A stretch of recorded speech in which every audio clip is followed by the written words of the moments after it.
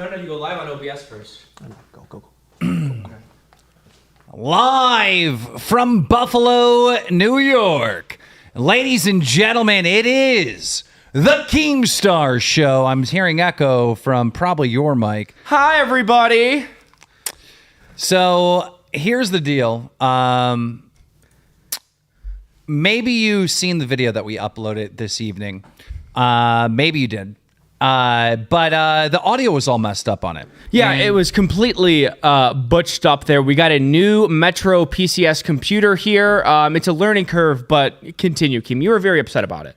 Yeah, I'm pretty pissed because I put a lot of time and effort. I don't know why I'm hearing echo. Like something's going on with the echo, but I put a lot of time and effort into this. And long story short, Chris fucked up. Our producer. Yeah. And this is his third day on the job here. So, we do have to kind of accept that it might be a learning curve for some people who aren't as quick. Did you move the camera? Who aren't as quick as learners. No. What you're seeing here, Keem, is Chris has that webpage a little over the OBS, but that's pretty even, right? Do you want to scoot a little closer so we can be, kind of even here? I don't. But listen, Chris he's learning. He's not as fast of a learner as us, Keem. Yeah. We're exhausted right now. I got up at 6. We did a show. We put out a show. The audio was messed up. So, this might be not as exciting as we normally are. There are reasons for that, but we have a very important issue. We wanted to go live to talk about this issue, and we were planning on doing a pre-recorded show talking about this important issue going on in the community right now. But because we messed up the audio, we decided that you guys deserve better and that we're going to go live right now. We're going to talk about this right now. People want us live, Keem. People like to hear us talk. People like to hear us gibber and jabber. But tonight we have a huge story that we really need to get into. And I know there's super chats and stuff coming in and members. We're going to talk about all that. We'll read every super chat towards the end of the show. Unless it's $100, we'll read it on the spot. So let's get into it. McJuggerNuggets is used to be a very popular YouTuber on the platform, had like this, like fake reality show type of thing series. It was an amazing series, wildly successful. He has not been able to recapture that moment when he was this massive star on the platform. And one of his employees is known as Swift, and we can bring him up. They have worked together for absolutely years and years and years. Very close relationship with those two. Swift basically has now transgendered into Emily. And, beautiful Emily. Yeah. And so during this transition, allegedly, there has been no support from McJuggerNuggets. In fact, what people are saying all around McJuggerNuggets is that he's been transphobic, like straight up transphobic. Multiple witnesses. Now, there's been some back and forth on Twitter that people have seen. Jessie or McJuggerNuggets has responded and defended himself in this scenario. But I took the liberty of calling all the people around McJuggerNuggets. I got them to send me videos that no one else has seen before. Exclusives here. Exclusive, never before seen. Yeah, I have 5 different videos from 5 different people surrounding McJuggerNuggets, and they're going to give us their witness testimony on what's really going on. So let's start here. You have, formerly known as Swift. You have Emily coming out saying that somebody sent this to me and I'm just speechless. Let's play the video. Play it. Start watching the Jeff Dern. How do you say it? Jeff. Can we pause it? Because Salvo Pancakes needs some context here. And if Salvo Pancakes needs some context, probably the audience here. Whose video are we watching here? And who is this? This woman is the girlfriend of McJuggerNuggets. So he's filming his girlfriend, and they're about to make a joke using Emily's dead name. Gotcha. And they're not married. They're just together as boyfriend and girlfriend. I just assumed because they're a little older that they would be married. So when I heard girlfriend, it was a little jarring. As far as I know, they're not married. It. Okay. And look. There's Put a ring on it, McJuggerNuggets. There's people in the chat saying, oh, people can't take a joke anymore. If this was just a joke, I wouldn't be covering this story. If these were just jokes, if you misgender someone, you accidentally use somebody's dead name or whatever, and you're not being transphobic, that's not transphobic, right? You know, they're friends. They should be able to joke with each other. The reason why I'm covering this story is because I have evidence, not proof, but I got evidence that McJuggerNuggets was being transphobic. That's why we're covering this story. Yeah, you know, and to cover Keem's butt here, he dead names me all the time, right? He calls me by my previous name that is completely dead. It was Christina, but because we are friends, you know, I allow it because it's just natural ball busting. I call you old. I make fun of almost everything about you, but that's just what friends do. This is a little bit different, you're saying. Yeah, this is way different. Let's play it. I did start watching the how do you say it? Jeffrey Dahmer. He did start. So what is this clip? You hear Jessie in the background saying, you know, Jeffrey giving Swift's dead name out. Okay, can we play that Emily's again? Now knowing that, can we play it again, Chris? I did start watching the how do you say it? Jeffrey Sachs, Dahmer. Okay. You hear McJuggerNuggets say that, right? So he's using Emily's dead name, right? But they're friends. This is just a joke, right? This should not be a big deal among friends, right? Well, when you know the backstory, this is not a joke. This is just more of the bullying according to all the people surrounding McJuggerNuggets. So let's read the tweet from Emily and how she responded to this joke at the very top. If we go back to that, to that tweet. So we out here publicly dead naming transgender people, McJuggerNuggets. Stop yourself. Stop yourself. Have a way through my last name, but also dead named me to confuse it with a serial killer. Okay, so they were talking about Jeffrey Dahmer, who's a notorious serial killer that grew up very close to me. I was under the impression when she said Jeff Dunn, I thought they were talking about Jeff Dunham, the puppet master, a comedian. Basically, they're watching that series on Netflix that everyone's watching, and he threw Emily's name in there, her dead name in there. So he was offended by that. She's getting some heat right now because people are saying, well, just take a joke. But we'll show you it's more than that. Go ahead, read the next one, Salvo. I'm sorry, I'm so tired. It's okay, old man. From Emily Saxon. Also, another moment here using the most masculine clip of me when you have updated footage for when I worked for you after I publicly came out about my transition here. Seems like Emily might need grammar help, or I might need to go back to school to read, but I think I understand what she means. She's painting a parallel of another McJuggerNugget dead naming and making fun of her trans rights. Scroll down to the next one. Oh, got a lot of reading tonight. I've publicly defended you in the past about not being transphobic on your subreddit just to protect you, and I've stayed quiet far too long. The hurtful things you said to me, the most valuable time of my life. The most vulnerable time. Thank you, Daniel. The most valuable time of my life while living with you will be something I'll sadly never forget. The amount of emotional damage you caused me left me in a lot of pain and suffering. I never was going to come out and say anything. Okay, so basically, this is her twit longer about McJuggerNuggets being transphobic, which is the worst thing you can be in 2022. I'd rather you be any sort of thing. And so here's the issue. There's two things going on, right? The public sees the tweets, but they don't know behind the scenes. So there's more behind the scenes.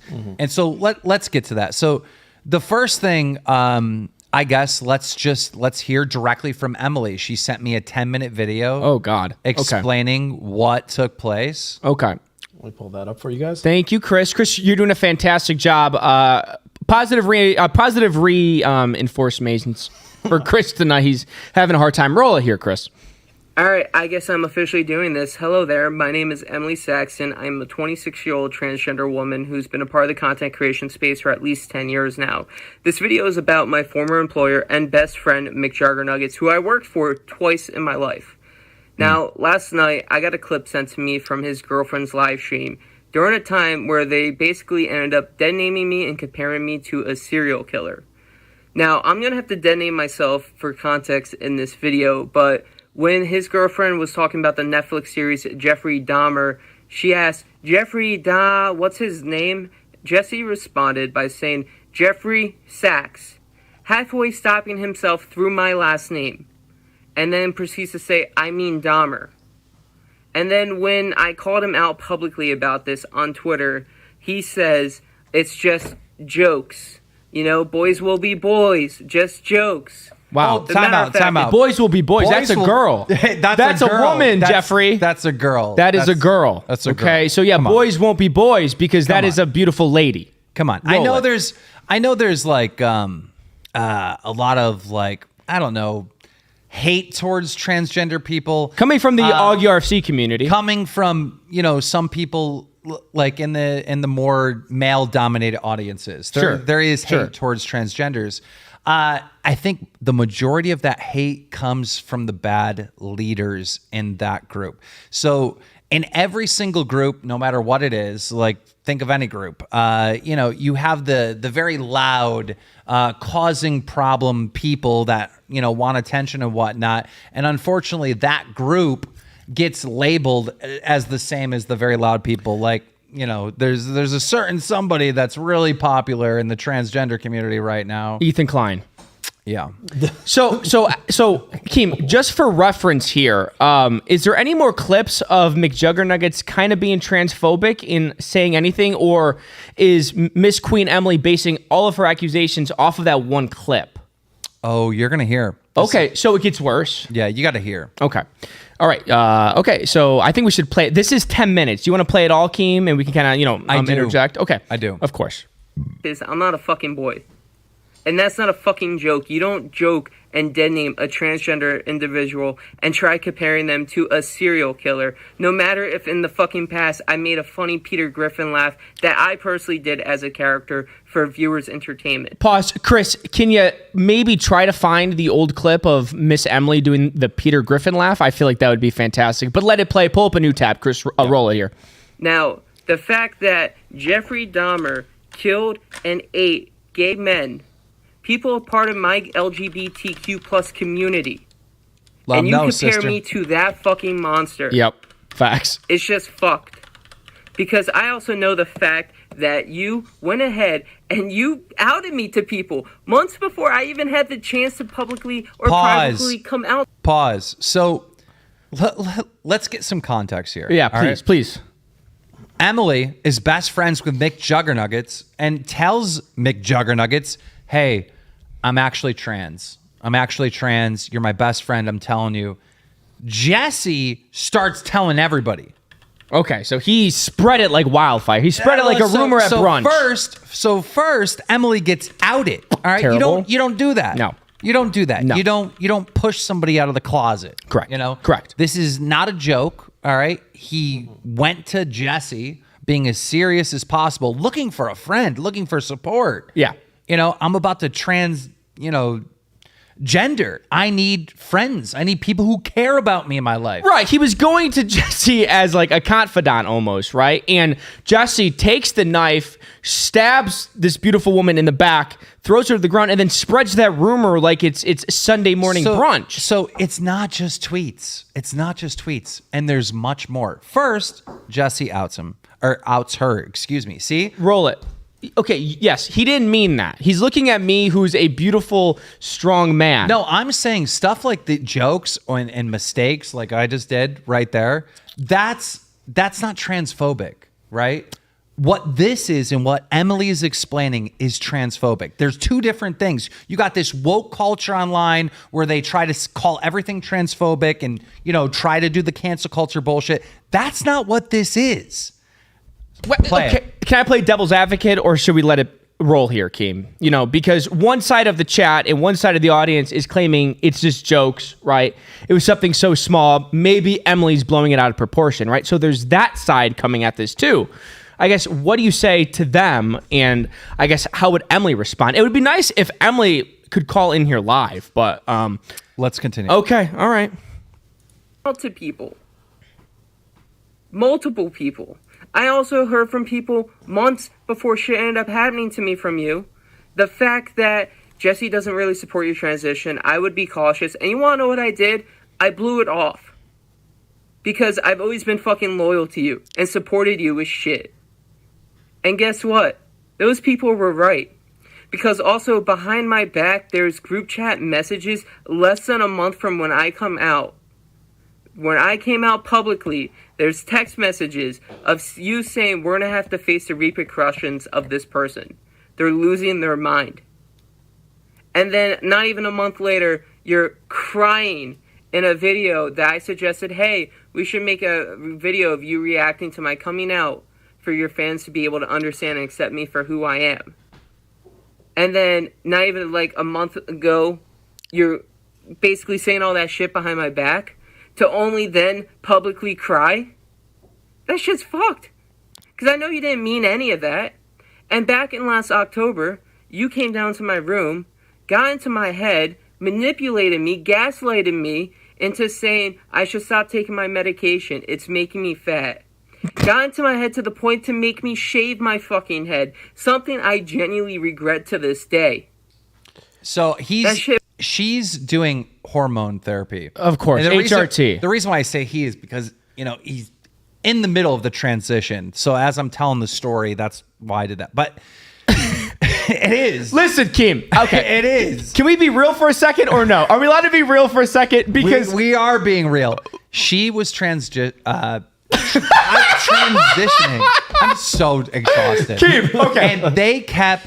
And she's taking the pills for hormone therapy stuff. But Jessie what did allegedly... he do? What did he really do? Jessie allegedly is trying to get Emily to stop taking her medication. But we don't know that. And Jessie... Well, according to Emily. But okay. This is the witness. Well, can I get on live and start spreading the worst rumors about KEEMSTAR? KEEMSTAR snuck into my room, held up my leg, and started chopping away at the axe. Are people just going to believe that? That's why we're not taking one person's word, and I have 5 separate videos. Some big YouTubers.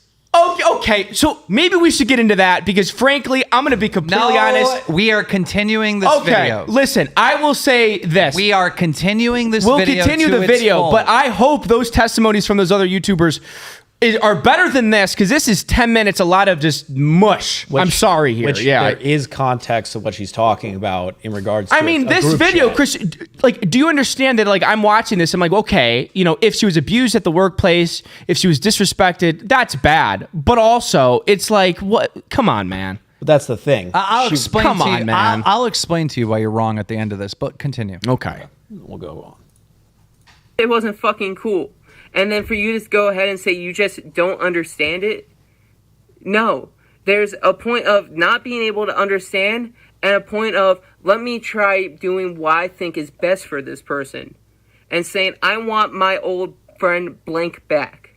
Why would you kill blank? How old is Swift? Do we know how old Emily is too? She literally said, can you please pay attention? She said it at the very beginning. 24. 24, okay. Okay.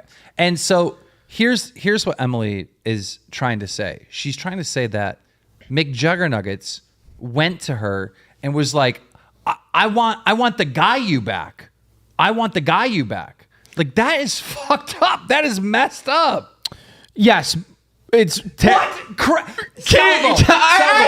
That is weird. Listen, it is weird, but let's talk about it like this. What if we're broing out together so much, right? We're hamming it up, we're drinking, and then all of a sudden I transition and I start to be a woman in your house. Then that would be totally fine and I would support you. But wouldn't you be missing your guy best friend? No, you already act flamboyant and crazy. Okay, that's a good point. You already that's act a good like point. A woman. That's a good point. Okay. That is also a good point. But also, as a guy who I've lost many guy friends to multiple things, it would be kind of different for my guy friend to then transition because it's a whole different thing. That doesn't mean that he doesn't respect her. And then also, imagine Kim Kardashian, Khloe Kardashian, Kim Kardashian, Kourtney Kardashian, Khloe Kardashian. They lost a dad in Bruce Jenner, right? That's a dad who they love and respect, but still, it was a hard process for them to go through here. But what I'm saying is, if you lost one of your bros, right? And because and I shouldn't even say lost because you don't lose this.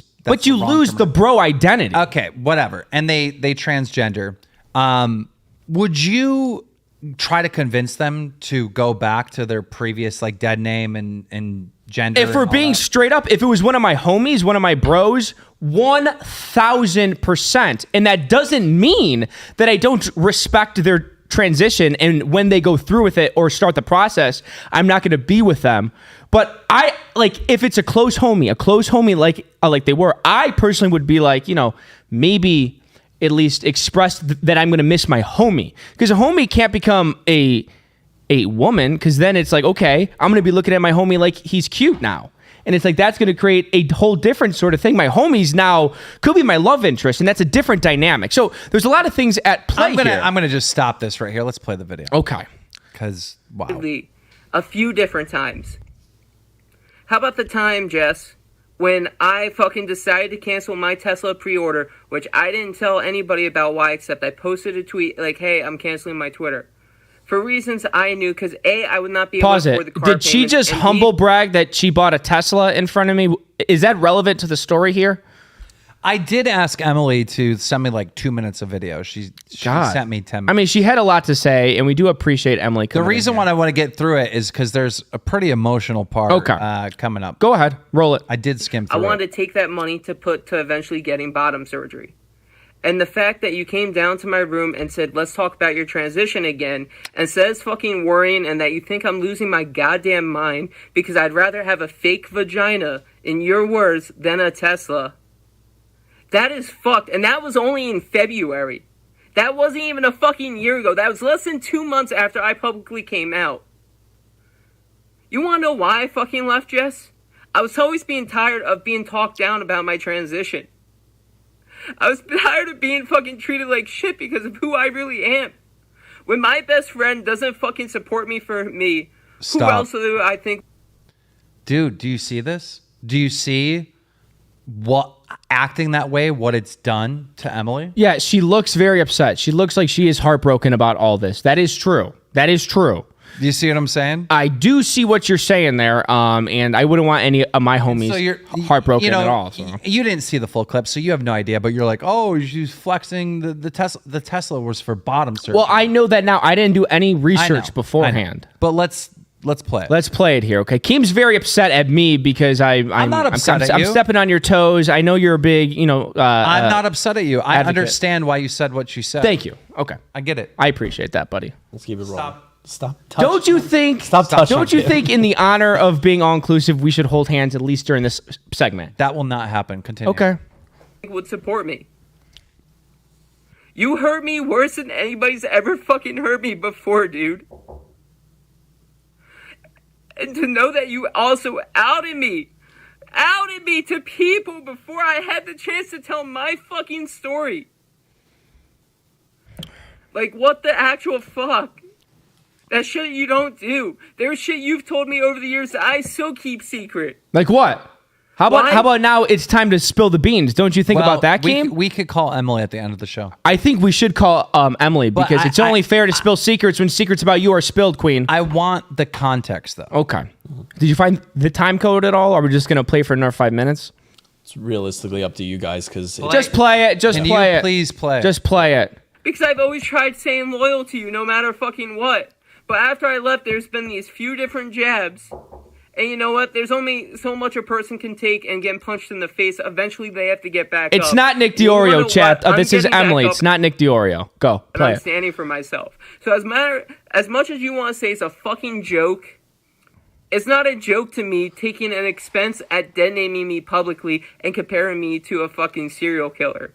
And your response to not even say sorry and expect me to hit you up privately about you making comments dead naming me publicly it's fucked, dude.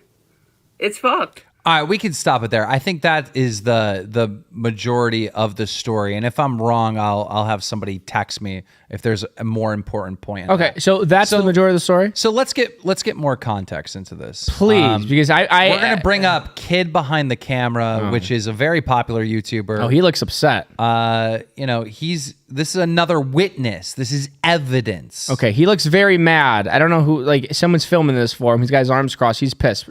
Roll it. So I am not really friends with McJuggerNuggets anymore, but I was friends with him the night that Emily told him that she was transitioning into a woman. And the first phone call that Jessie made after Emily told her that dark secret was me. Jessie FaceTimed me, and it was him and his girlfriend. And they said, what is the absolute worst thing that you could think of about Emily? Swift. What is the worst thing that you could think about Swift? And I said, I don't know. He's a P word. And Jessie said, worse. I don't know what could be worse than that, but he kept going, and we had a little bit of a conversation. Okay, pause it. He said a lot there. Do you want to break that down for the chat, Keem? I think we should listen to what's worse than a P word. Okay. I mean, finally, Jessie told me that Emily is a transgender. Okay. Now, right off the bat. Stop. This is why I'm saying this is not jokes. This is actually, according to these witnesses, right, McJuggerNuggets being transphobic. If he's saying that, turning trans or whatever is worse than being a P word, Salvo, come on. Well, there's nothing worse than being a P word. That's 100% come on. True there. I mean, P words, McJuggerNuggets, I think you should look into what a pedophile actually is and what they do. It's extremely disturbing. Sweet little old Emily just wanted to finally go into her beautiful self. However... This is what I'm saying. So you got McJuggerNuggets, who defended himself with a Twitter video, and we'll play that later. But it's not just jokes. This is not just jokes, according to all these people. Well, according to those people, I understand why some crowd might just claim that it is jokes. However, roll it. I thought that this was a joke because, at the time, Jessie kept trying to go viral on Snapchat. So I thought he was making, a stupid joke for, people to... I really thought people were going to criticize him for it. I thought it was stupid. I thought that, if you're going to post this, you're going to get in a lot of crap for it, right? This is not the kind of, this is sketchy. Have you ever seen this guy without that hat on? Make a storyline. Yeah. Okay, roll it. About somebody being transgender. That's what I thought was happening. So stop right there, just to give the chat some context, right? McJuggerNuggets videos are scripted. They're fake. They're not real. What? Right? What do you mean they're fake? They're fake. They set it up. They stage it, right? Everybody knows this. Anyhow, when Jessie was telling Kid Behind the Camera in a private phone call, according to him, that, Swift was coming out as a transgender, he thought it was a bit. He didn't think this was real. He thought this was part of their act.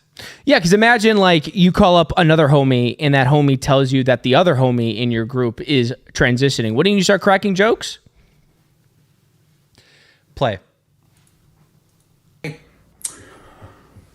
I hate this part of the story. We made a lot of stupid responses back. I hate it. We said oh, Swift's gonna make an ugly woman, and I made a video where I kind of said the same thing to Jessie. Keem, hold on a minute. We okay. You have my girlfriend's sunglasses on right now. I do have your girlfriend's sunglasses, by the way, but I didn't like the way you were looking at me. I think we can. I think you're acting up a little bit. No, see, here's. I want you to just be a tad more serious, but you don't know. See, you don't know, and I'll explain it at the very end why this means kind of a lot to me, and this scenario really pisses me off. It's personal. Does he owe you money, McJuggerNuggets? No. Well, I can't even answer that because we did have bad business. Me and McJuggerNuggets did have a bad business. Okay. But that has nothing to do with this. What I'm going to talk about at the end is completely different, and it's related to this scenario. Okay, can I also be honest here? I think we can cover this story in a normal way where maybe we can crack some jokes here and there, right? I also think that's type of fair without you glancing over at me, Keem, right?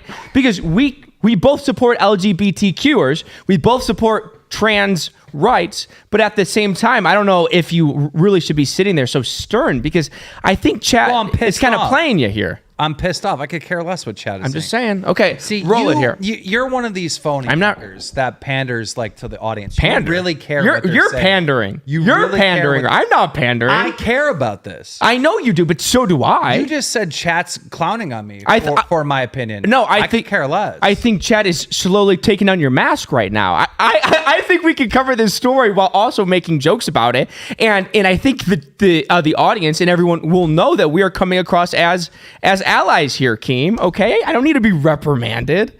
Listen, it's a bad thing about what happened here. It's a terrible thing. Let's play it. But at the same time, okay. Where I was like, what's the worst thing that you could think about Swift?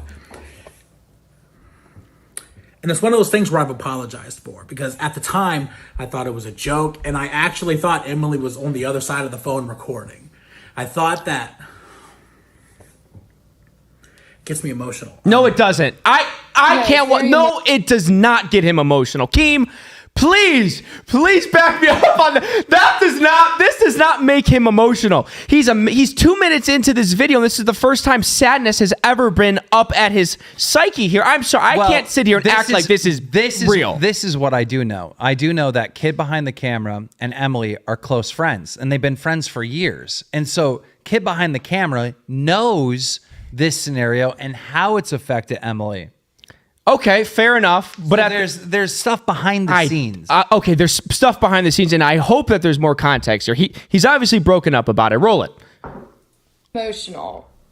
I've apologized to Emily for this. I've apologized to him. The second Emily came out to me 8 months later, the first thing that I did was I said, I'm sorry.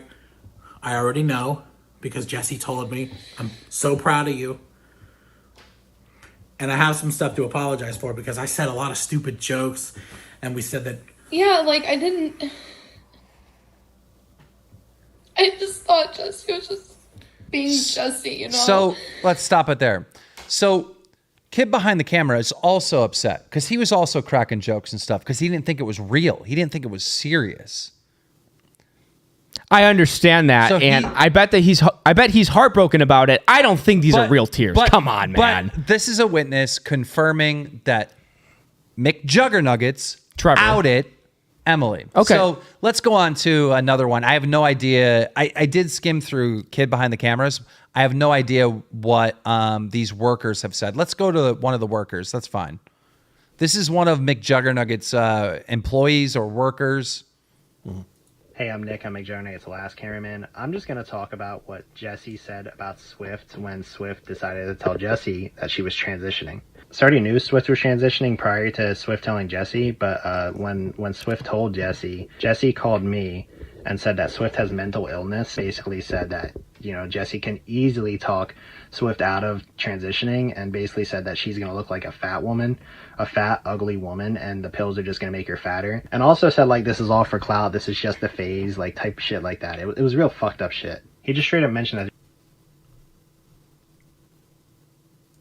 Oh, roll it. Is there anything else? This all seems like an organized attack on Mr. JuggerNuggets. Well, I reached out to all these people to find out the truth. Okay. I would like to know. These are not public videos. We are the only ones with these videos. Okay. I would like to know these people, and I said, look, what's the truth in this? Okay. This is not clout chasing. Okay. Don't label this as clout chasing. Not clout chasing at all. Simply just getting a lot of the story on Emily's side here. Okay, so let's roll the next one. This is from Mig's response. FJR. Look, honestly, I think the whole situation is fucking disgusting. I don't fuck with Jessie. I don't fuck with Keem, so I don't really care if he reacts to this shit. Pause. He just said he doesn't fuck with me. I know, what the hell? His testimony doesn't count. Bye-bye. How We'll dare you? another That's one. disrespectful. Bye. Get out of here. I was about to Seriously. say it's important on that one. I'm just kidding. Play No. it. Just play it. I honestly don't think that he should be played here. No. I think we need to skip over this guy. I think we should Seriously, play it. This guy cannot come on and disrespect you on your own show. 2016 KEEMSTAR would literally make a video calling this guy out, not let alone play his crappy selfie video on KEEMSTAR's channel after disrespecting KEEMSTAR. Put your foot down, Keem. Come on, man. Bring him back up. Bring him back up. What is the hat that you're wearing, bro? That is like 2000. That's like the guy that fathered the kids with Britney Spears. What was his name? Kevin Federline. Kevin Federline. That's a Kevin. That was Federline Kevin hat. Federline, yeah, and I guess we can play it here. He looks, he's got that smooth chest. His shirt is unbuttoned. He's got too many necklaces, nose ring, hat. This guy's a freak. I have not gone soft. You have gone I will soft. explain why this. You have gone soft. I will explain why this has bothered me. You would in the not past. let this guy on your property. If this guy showed up on your property, you'd be like, get off of my property. Men only. To be honest, he looks like a failed pimp. I'll be Failed honest. He pimp, looks yeah. like a failed pimp. Can we play it? You wouldn't know what a Play pimp Hey is. guys, still play it. But I told Emily multiple times what Jessie was saying behind her back. I wanted to tell the world how much of a piece of shit Jessie was, but it was never my story to tell, and it's still not my story to tell. I'm not gaining anything from this. I don't give a fuck. But Jessie can rot. He's a homophobic, transphobic piece of garbage, racist as fuck. The amount of times he said something about me being a fucking beaner, like, get the like.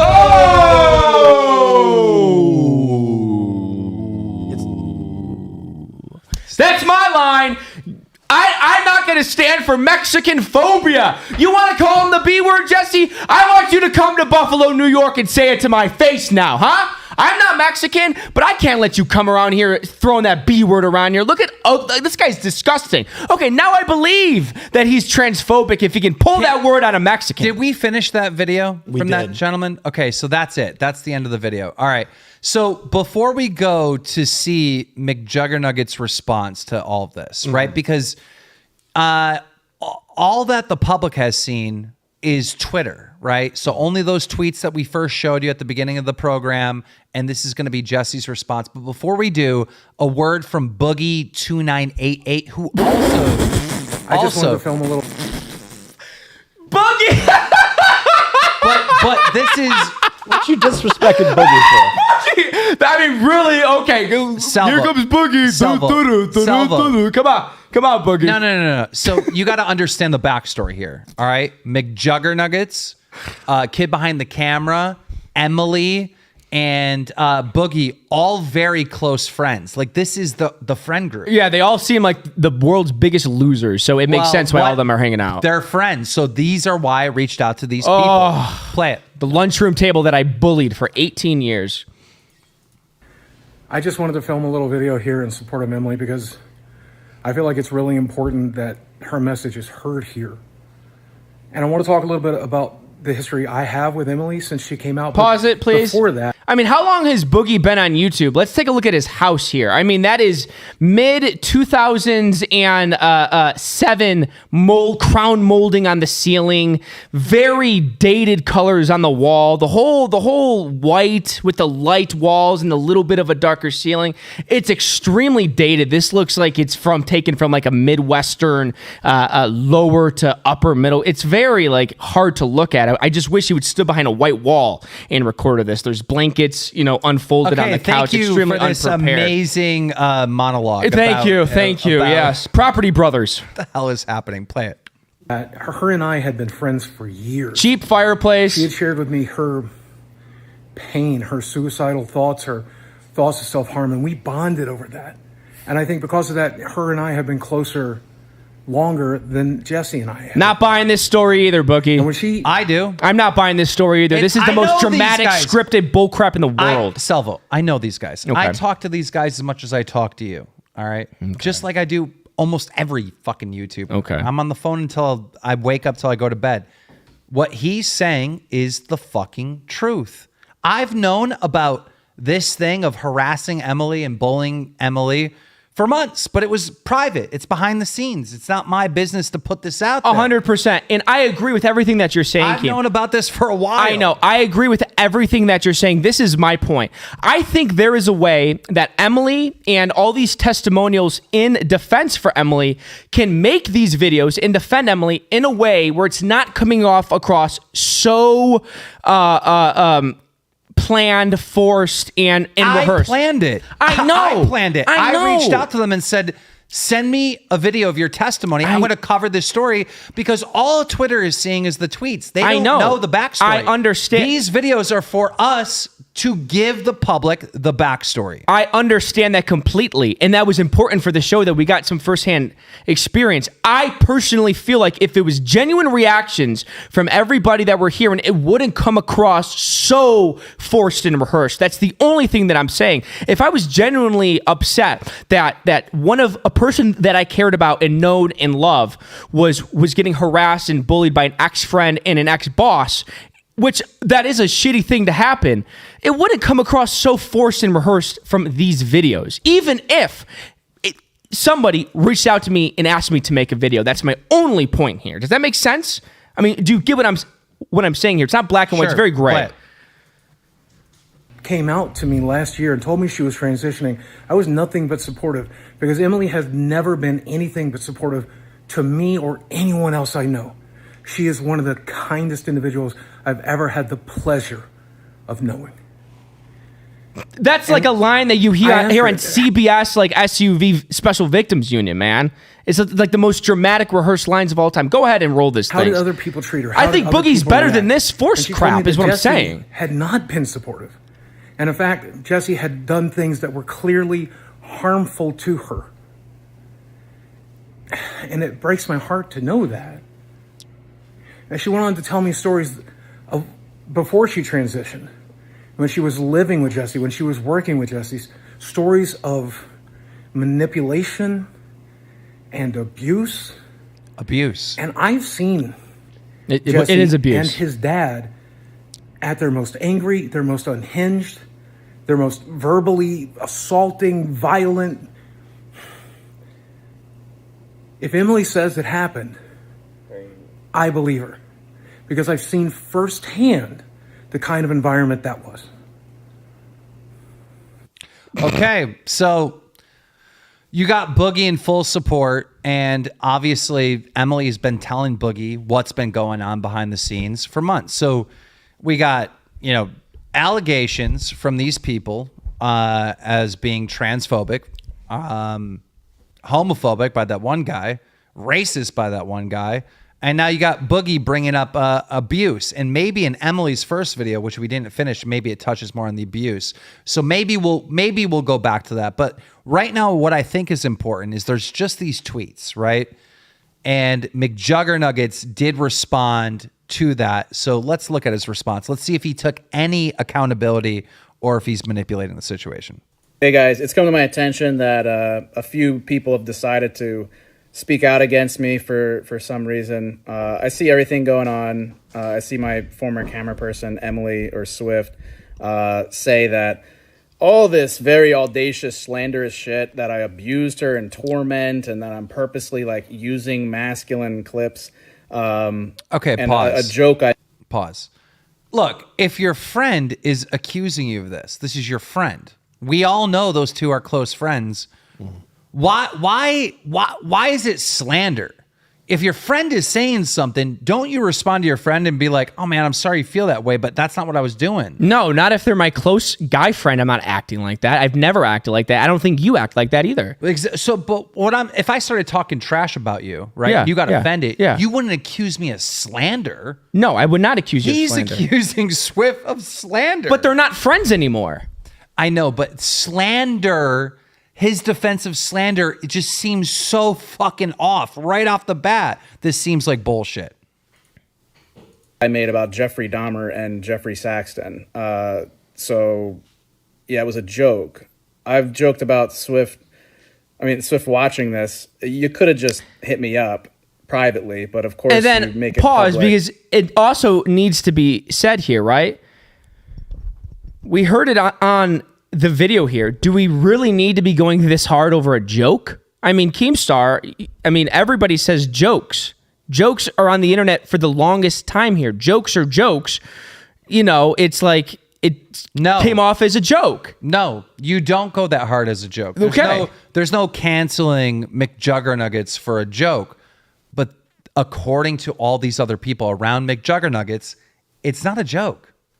And that's why we played the videos. That's why we went through the videos. If it's just a joke, like he's saying, he's fine. Anybody getting offended over, the joke that he made, you have a right to be offended, but it's not a cancelable moment. It's not like, whoa, you're being transphobic. It's not that. Jokes are jokes, and I will defend jokes, but this is bigger than the joke. This is not just a joke. When you hear the other testimony from Kid Behind the Camera, from Emily, from the other coworkers, according to them, it's all he said, she said. It's he said, he said, he said, he said. She's saying he said. Okay, and she said. Hold on, let's play. I want to play his full defense. I really think, Keem, I think we need to take 5, and you and I need to talk about this because. Let's play it. I don't know, Keem. We got to play the full thing. Okay, and then can we please talk about all of this in a sincere way, please? Yeah. Thank you. And try to deplatform me after I've helped you with Full chat up on everything the in screen, your life Chris. I and can't been see one of chat. your biggest supporters. So to do this is pretty fucked up. And the other people jumping in on the bandwagon, it's pretty fucked too. After I've always tried to do my best with everybody, but it was literally a joke. Swift and I have been friends for 6 years, and it's always been like shooting jokes. Swift's made a million jokes too. I don't fucking care what the jokes are. It's all in good fun. It's, boys will be boys, or how it was back then. Obviously she's transitioned now. And what did he say? Can we go back a little bit? What exactly did he say? Boys will be boys. Well, at the time they were boys, Keem. Oh. I heard that these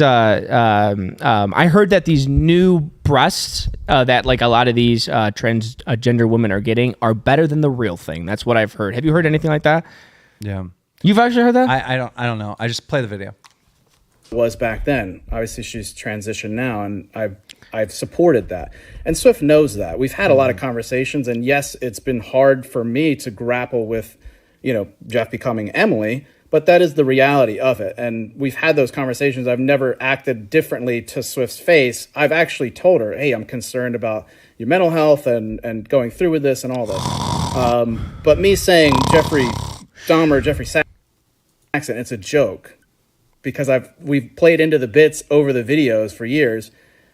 Oh, Swift's a serial killer. It wasn't about Jeffrey or the dead naming stuff. It was about a serial killer. Because Swift would give me creepy vibes in videos like, nah, Peter Griffin laugh.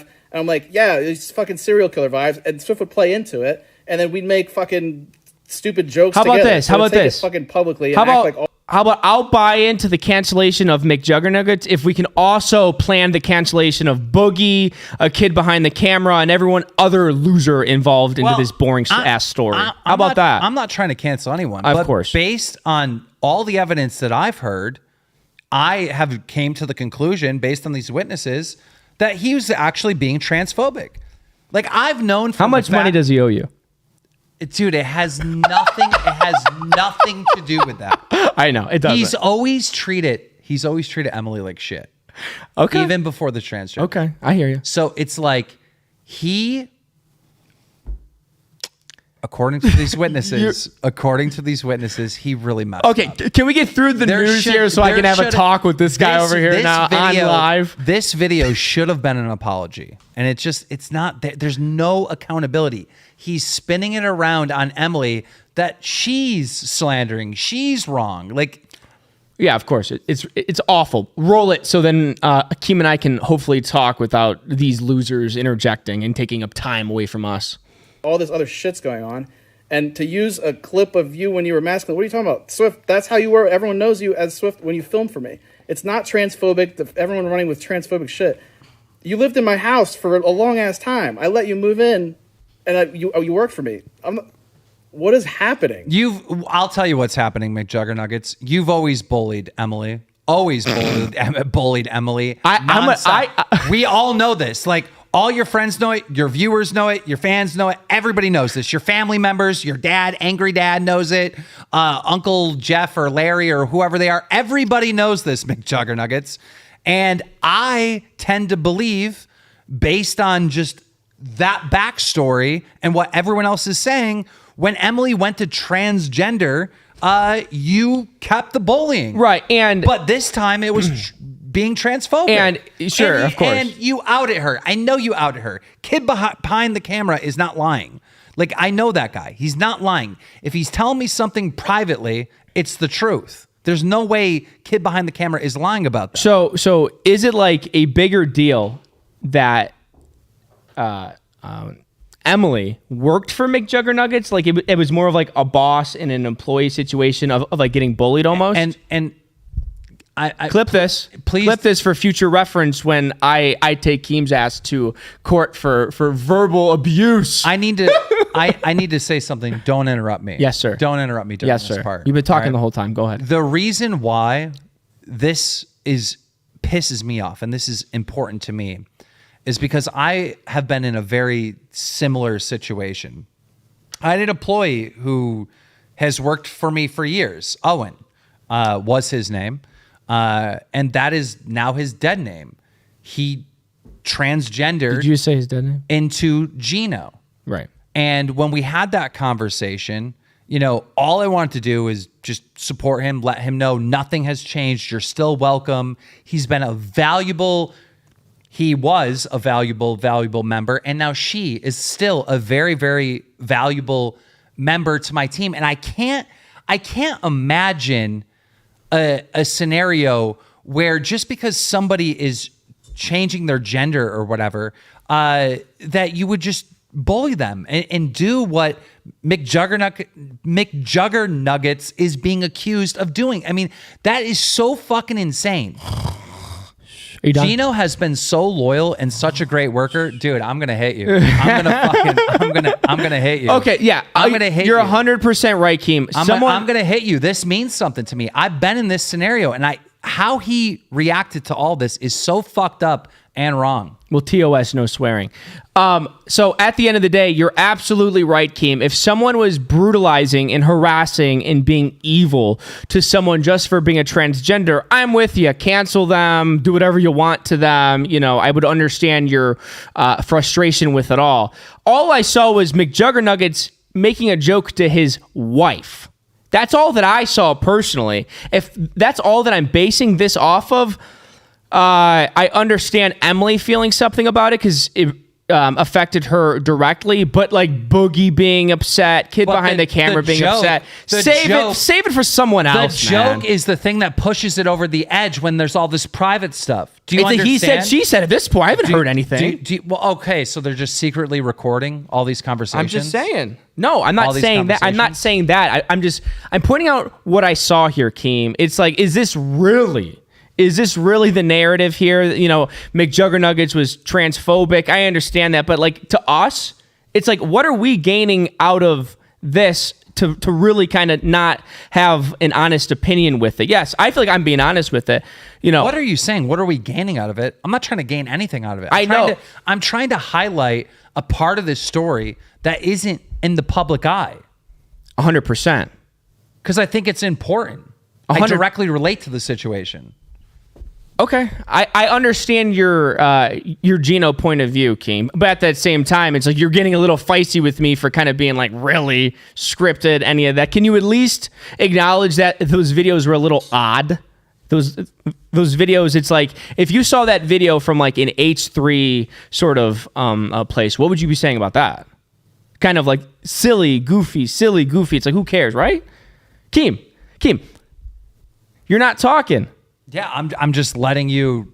I'm letting you walk off the cliff. I asked you a specific. Go ahead. I've been very honest with my LGBTQ support, I feel like I'm actively doing it more than anybody else. Off the cliff. I'm doing it. I kiss boys on my show all the time. Like, kiss me on the cheek. If you kiss me on the cheek, I will believe that you're more support of everything else. It's silly for us to kind of play the Don Lemon role. You have to have some type of empathy, Salvo. I've been very honest with my empathy. I believe that it's a shitty thing to do. You have to try to put yourself in somebody's shoes that is doing the transgender thing, right? They have to go to friends and family, their closest people around them, for support. That's all they have. And when one of them's trying to convince them not to do it, or making transphobic jokes and stuff like that, it's hurtful. It's like fucking the biggest stab in the back. You can't understand that? You can't get it? I get it. Are you a sociopath? You're lucky your beard covers your mouth, man. Because he hides chuckles under that beard all night, and no one can see it. I'm not laughing about this scenario because I don't think it's funny. I think it's not funny. I think awful. It's fucked It's up. awful. But what I think is screwed up. After the show, Keem's going to be like, dude, Salvo, everyone in chat was against you. All I've seen was your crazy mod Ashers that has been a mod of yours for a decade telling me that I'm wrong. So I don't want to hear about how the chat, it's just crazy Ashers. Okay, so he hurt his friend's feelings clearly by these jokes, and there's not even a hey, it's a joke, I'm sorry. There's not even a I'm sorry. It was just a joke. Who cares? Not even that. Who cares though, bro? Who cares? Okay. What am I going to sit here? What do you want to talk about? You don't want to talk about this. You don't care about this. I feel like I've been talking about it more than you. I've been talking about it more than you. What do you want to talk about? This is all that I've heard from you. What is important? This is all that I've heard from you. What is important? This is all that I've heard from you. You guys get a fight. Salvo, shoot, roll it.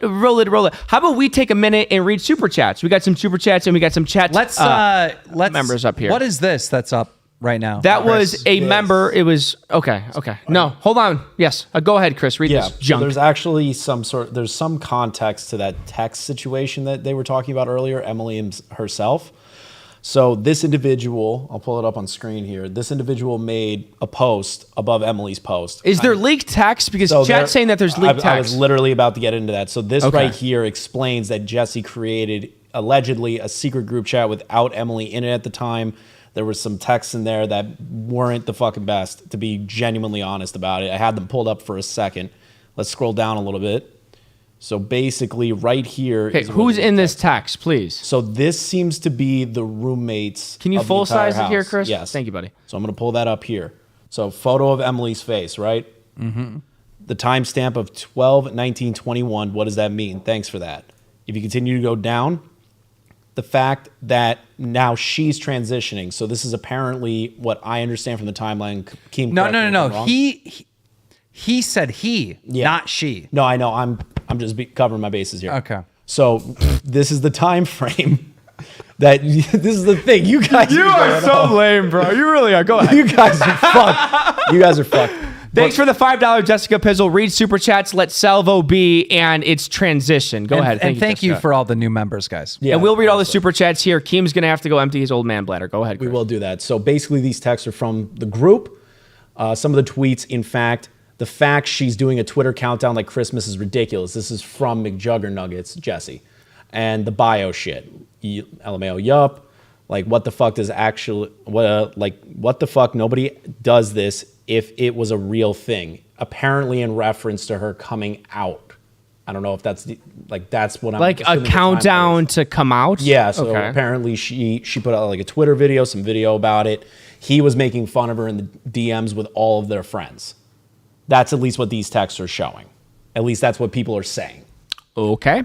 Anything else? So look, I'm looking at chat and there's some hate on me saying that I'm a clown. All hate on you. There's hate Clown on star, you too. Clown Look star. at this. That's Ashers. That's that crazy woman. Look at this. Get Salvo out of here. Salvo W. There's people saying not Why have is Salvo on again. Jamie, do not delete any Salvo W's. What are you doing, Jamie? Deleting Salvo W's? You should know better than that. What are you? So listen. Sad. My point is that we don't have to agree. Normally this show doesn't handle serious topics like this. Normally we're having fun, cracking jokes. True. Right? So those people that are upset with Salvo, give them a little bit of a How about this? How about now knowing everything, right? don't care. Thumbs down. $5 from Al Keem.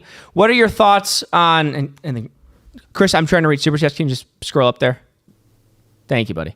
Keem, what are your thoughts on the current mainstream content? I think most of it is very focused on money and not on creating. Oh, yeah, 100%. 100%. It's focused on money. Yeah. Look, dude, it's thumbnails. It's convincing people to click, misleading titles, misleading thumbnails. I mean, I watch a lot of educational stuff, a lot of history stuff. Sure. And there's all these fake videos on Recommended that Yellowstone's about to blow up with a really nice thumbnail and stuff. And it's like, title will be like, what scientists just discovered about Yellowstone. And in the thumbnail, it's like blowing up, right? Yeah. For those that don't know, Yellowstone is like a super volcano. Yeah. And when it does blow up, we're all going to die. So there's like, Recommended is filled with nothing but fake stuff. Like if you click on that video and start listening to it, because I was curious, it's like the history of Yellowstone, and then it says like within the next like 200,000 years the thing could blow up. Right? Gotcha. Yeah. So it's like that is all of YouTube, and it all sucks. You know, basically YouTube built all these robots and whatnot, and it favors the people that are gaming the system. It does not favor the people that are doing creation. Okay. Yeah. Okay.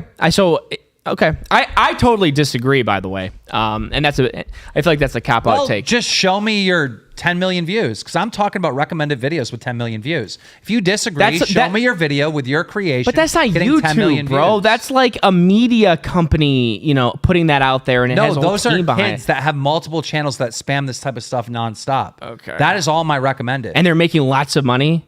Yeah, 10 million views. All right. Back to the text. You want to go back to the text here, Daniel?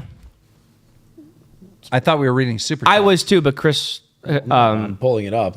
Basically, most of the super chats are just... but you can pull it up on the back end, Chris. Pull up on the back end? Yeah, so just, keep it going here. Right. Go into YouTube Studio and then go to... He might not know how... Yeah, I literally never learned how to do that. So. Okay. Completely fine. So let's go back to the text here. All the super chats went away, but I'll get control of the mouse and do it towards the end of the show here. Okay, Barbara Walters, do you want to continue with the escapade here with the text? Oh, I'm doing the super chats now. Okay, it's almost silent time over here. Like you two have mics. What do you want to do? Okay, super chats. I'm just waiting for you to pull up the super chats. I guess that's what we're doing here. And it's in monetization, and it's under supers. All right, here we go. I'll read them out here tonight. LOL with the 5. Wait, you're showing the back end of the channel. Could you switch the camera? Yep. Thank you. This is so clusterfucked here. Thank you very much. Okay. Scroll down here. Chris, let go of the mouse, please, for the love of God. Thank you, buddy.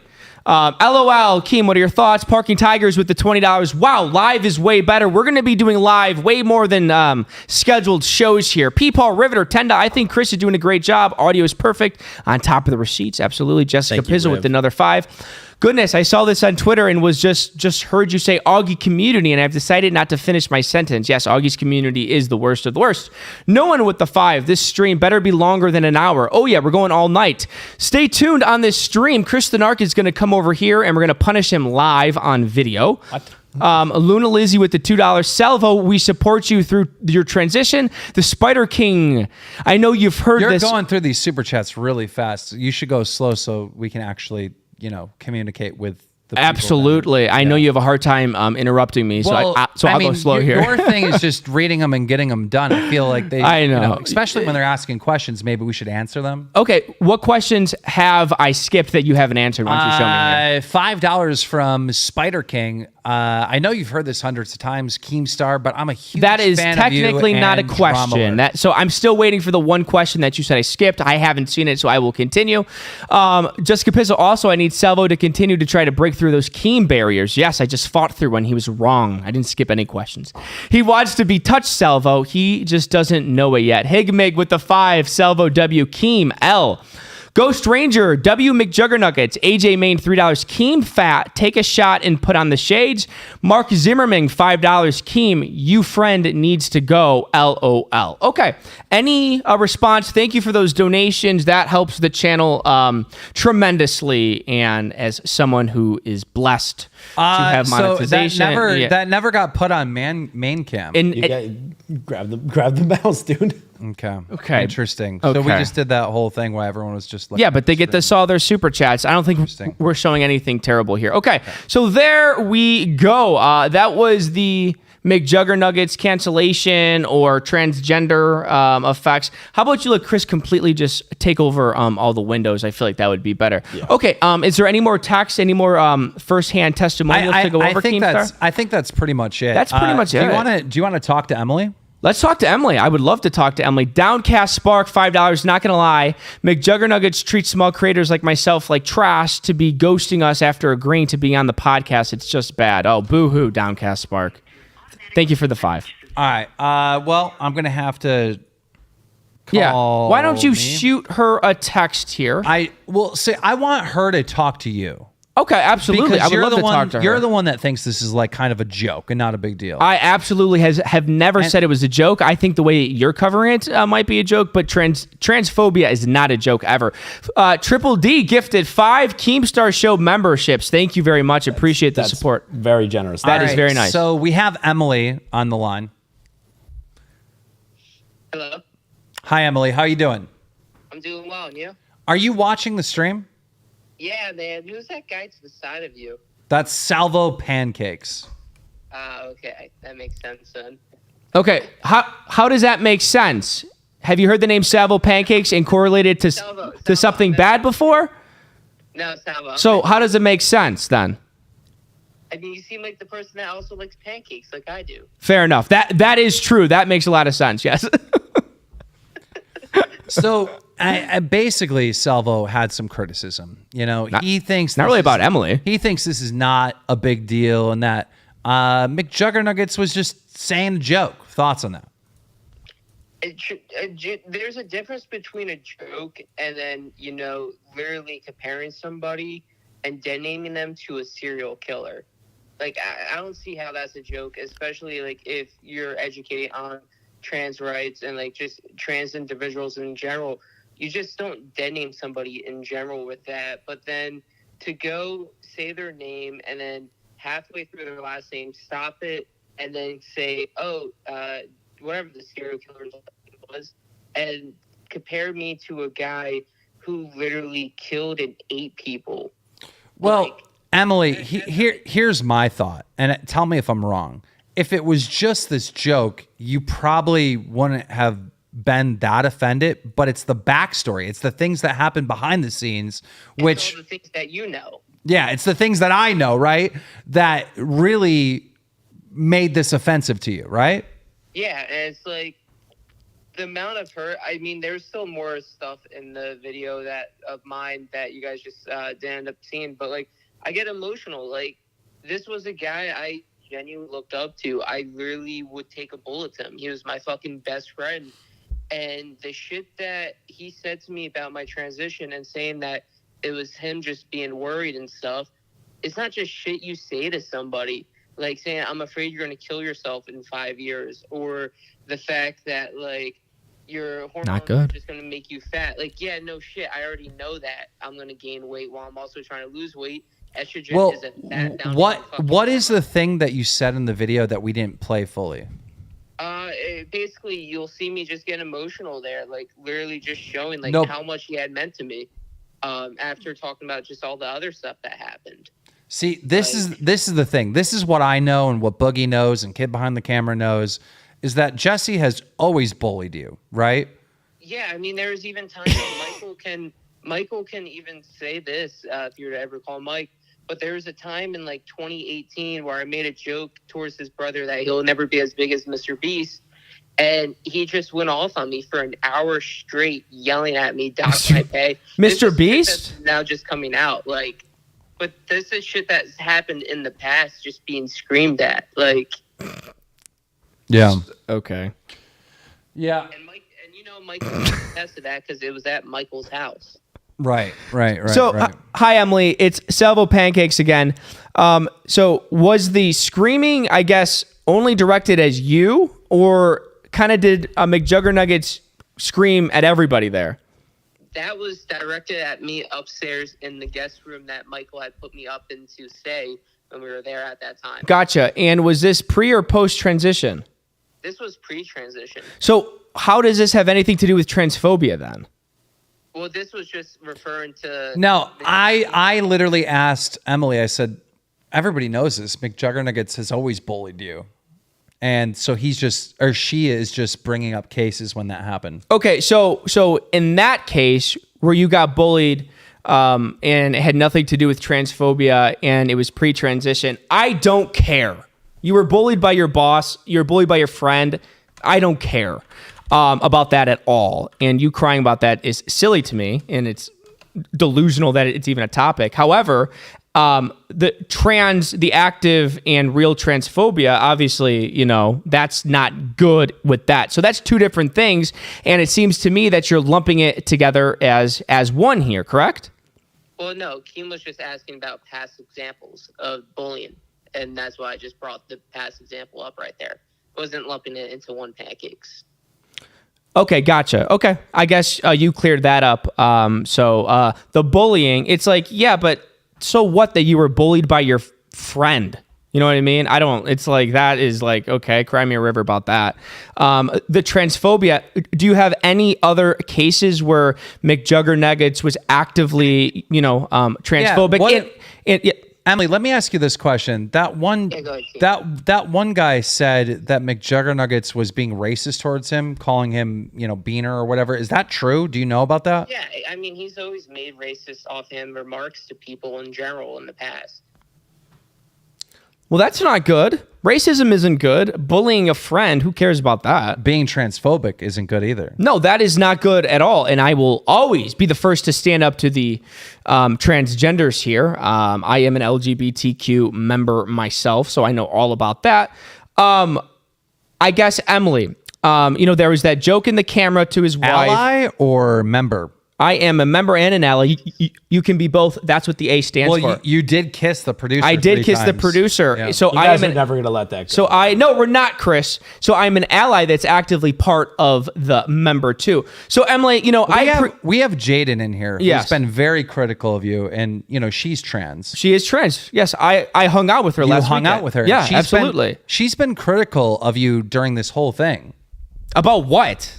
About being transphobic? I think Jalen knows that I'm literally not transphobic. So what is she mad about that? I'm not blindly just being, McJuggerNuggets. For you not understanding why this is such a big deal to Emily. I've never doubted that it's such a big deal to Emily. I'll state it again. Emily, I understand why this is a big deal to you. I don't know if it's that big of a deal to Salvo Pancakes. You know what I mean? Everybody has their own takes on it. I mean, for me, the shit that I've been through and, staying quiet, and then there's just public, Jessie wants to say it's jokes, whatever, but then there's public jabs at me about my transition. It's like, why am I just going to sit here and be quiet, Yeah, I mean, look, that's going to come online, right? No matter what you're doing, you're going to get, hate, but the transphobic people are going to be online. You don't expect, your friend of many years to be like backing up that type of harassment, really, and those jokes. Yeah, I agree with you there, Keem. So what is your plan now? Because most of your content involved you working with, Jessie, McJuggerNuggets. So yeah, so for me, I've been just trying to re-strategize how to grow on YouTube. I've been taking advantage of just shorts in general, which I think shorts are something very cool. Have you tried Storyfire yet? I used to be a big supporter of that site. No longer am. Anyways, besides that, because you're never going to grow on that site, I am just focusing more on storytelling content that's going to have an impact, that will make people be like, I'm glad I just watched 10 minutes of that video. That's the plan of content. Just doing things that are things that I enjoy to do and things that don't have Jessie involved in them. All right. Well, I appreciate it. Do you think there's anything left out from this story that we didn't cover? As of right now that I can think of, no. I mean, if you want to call Mike and just get Mike on, that would be cool. But other than that, that's like add Mike to the call. Add Mike to the call here. Yeah. Go ahead. Okay. Add him on. Yeah, and I will want to say this. I am the most gay creator on YouTube in one way or the other. Look, I'm not coming at you. You better not be. You know better than that. I'm not actually coming at you. I know you're not, because you agree with everything I'm saying. I understand that, like, you're looking at this surface level, but now that you have the full story, now that you've talked to Emily, do you get it? Do you understand? Do I understand Emily's point of view about being hurt because someone was making fun of her being transgender? Yeah. Yes. But it's more than that. Out it. She confided with McJuggerNuggets that she was transgender. Wait a minute. I didn't know I was doing a podcast with Ethan Klein over here, everybody. Oh my goodness. No. KEEMSTAR. If I was Ethan Klein, I'd be making fun of her. That is true. Ethan Klein makes fun of his LGBTQ fans. That is true. He actively does that. He actively does that, which is such a shame here. That did happen. He did multiple times. I mean, he's got canceled in January, February, March, April, May. We June, got July, the clip. September, Maybe we could play the clip. Yeah. Maybe we could play the clip at the end of the show. That would be fantastic. Are you here, Mike? Right after your lashing, Chris. Wait, Mike's here. My lashing. Hey, what's up? What's going on, Mike? So, listen, Salvo kind of criticized you on the live stream. He felt like you were kind of putting it on. Definitely. You were sitting there with your arms crossed, acting like God knows, like someone just killed your dog there, Mike. Listen, I weigh 400 pounds, dude. I always sit with my arms crossed. Fair enough. But why were you so emotional? Like, can you talk a little bit about it? So I was kind of emotional. Bridget's more emotional than I am, and she does get emotional about this because we just imagine Emily.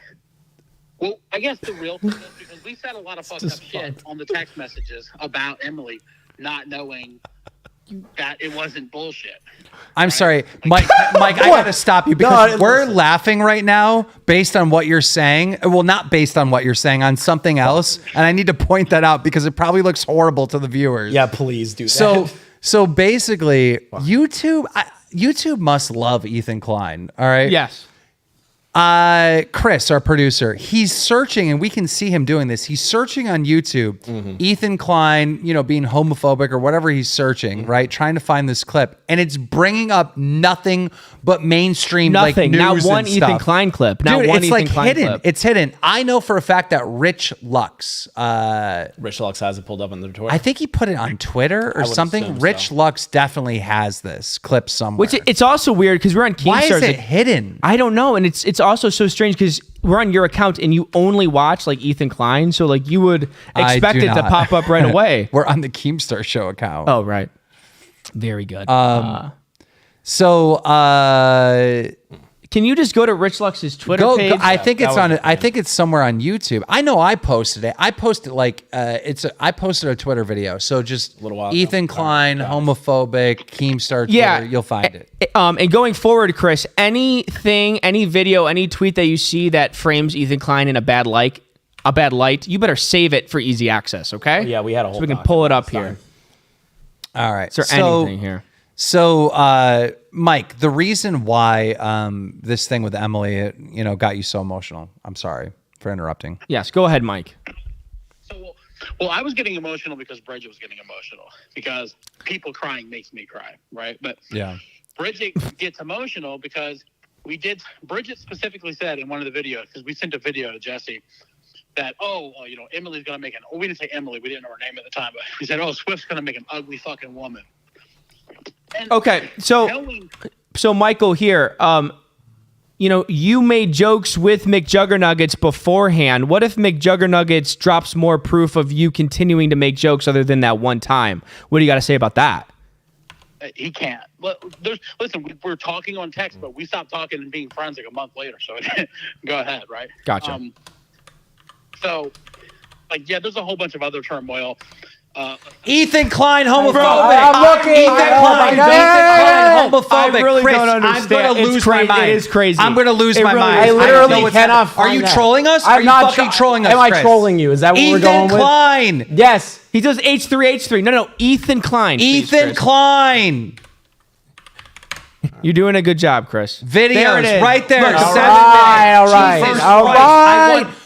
You're getting punished, dude. I'm gonna lose my my mind. fuck. I'm literally trying to interview Mike. It's really and you're insane. Fucking It's around, really like, insane. bro. What It's is really happening? insane. Drag him over here. You Punish gotta his talk ass. to Mike, bro. Okay, where are you going? Okay, guys. Hi, everybody. Welcome back to Salvo Pancake Show, starring Keemstar. Mike, thanks for calling in here, buddy. I'm gonna drop you. Okay, listen here. Thanks to the kid behind the camera for calling in here. Pull up chat so I can see it, Chris. Thank you very much. I dropped Mike and all that, Keem. That's a boring story. I think we covered everything we needed to know about it. You know, chat, I think, has moved on to it. It's just you and I right now, Keem, right? Right? Watch this clip. Watch Yes. this. Mike, sorry, but like... Boring. This is Mike. Hold on. This is Mike, by the way, a kid behind the camera. Just like the most Leonardo DiCaprio performance here. Man, you know, I'm one that always supports the trans rights, and I was friends with Jessie. It's not that. It's and Mike. I made jokes it's with not Jessie. That. It's like, Mike, get over it, bro. Mike and Emily have been friends for years. And so Emily confided into Mike, like, hey, look, I'm really transgender. So Mike felt horrible and Bridget felt horrible. He didn't feel Mike's horrible about wife. it. He made jokes about it to McJuggerNuggets, Because asshole. he didn't know that it was real. He thought it was part of a skit. But it doesn't matter if it's not real or not. If McJuggerNugget says, hey, someone's transitioning, the principle is still transitioning. The principle is if you always support transitions and transgenders, which I do, you can't then make fun of someone for potentially doing that and then crying about it. Right, It's fake. It's crocodile tears, Daniel. You don't get it, and that's fine. We'll move on. Yeah, I don't get it. The story's lame and it's boring and everybody involved about it sucks. McJuggerNug sucks. Boogie sucks harder and is bigger.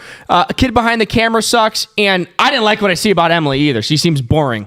So you're saying that transgender people suck? I'm saying the person because I see behind everything because I don't judge a person by any sort of quality. Whoa. I don't judge a person by any sort of physical appearance, sexuality, anything, but I judge by the human that they are. Emily seems like a nice person. It doesn't seem like someone that I would be watching on YouTube, and that's all that I judge a person about it, if I watch them on YouTube or not. Terrible. Roll the clip here. Anal leaking. Now, we were saying, well, if he's getting blasted in the ass hard enough, potentially, you may need to wear a diaper. And a lot Time of out. So now listen, I can get behind this. Ethan Klein has had this feud with James Charles for years, and it had something to do with James Charles coming out with a color block hoodie, which was similar to Ethan Klein's Teddy Fresh hoodie, right? So he got so salty about that, so mad. Since then, Salvo, the detective he is, found at least 12 cases where Teddy Fresh was deliberately copying, like 100%. straight up copying other brands' clothing, sometimes stealing their designs. Allegedly, Ethan made a weird defense, which we're going to cover later on the show. Yes. But so he's mad at James Charles. And so he starts saying that James Charles needs to wear diapers because he's having anal sex, which is right off the bat messed up. Which is homophobic right there. Extremely homophobic. And from a firsthand experience, I don't like James Charles. I think James Charles is a straight up creep and everything that they got caught with. I know a lot of people in the chat don't like James Charles. I like James Charles, and I think he's really hot, and he's But James just Charles. because you don't like someone doesn't mean you can be homophobic. McJuggerNuggets, $100. I owe KEEMSTAR money. Thank you, McJuggerNuggets. Hey, McJuggerNuggets, we all know based on his reaction right now. We all know that is not why. That is not why. McJuggerNuggets, the real reason why is because of my employee, Gino. I went through the same thing that you and Emily went through. And I believe that, you know, this is a very, very important person to my business and a friend. And I want to be there to support them. And as much as he's joking around and shit. Can you call in? I'm not joking around, McJuggerNuggets. When you made that Twitter video and you didn't apologize once, even if you have the mindset, hey, this is my friend and these are jokes, even if you have that mindset, you hurt your friend and you know about all the private shit.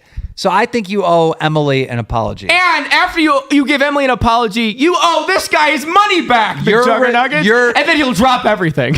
No.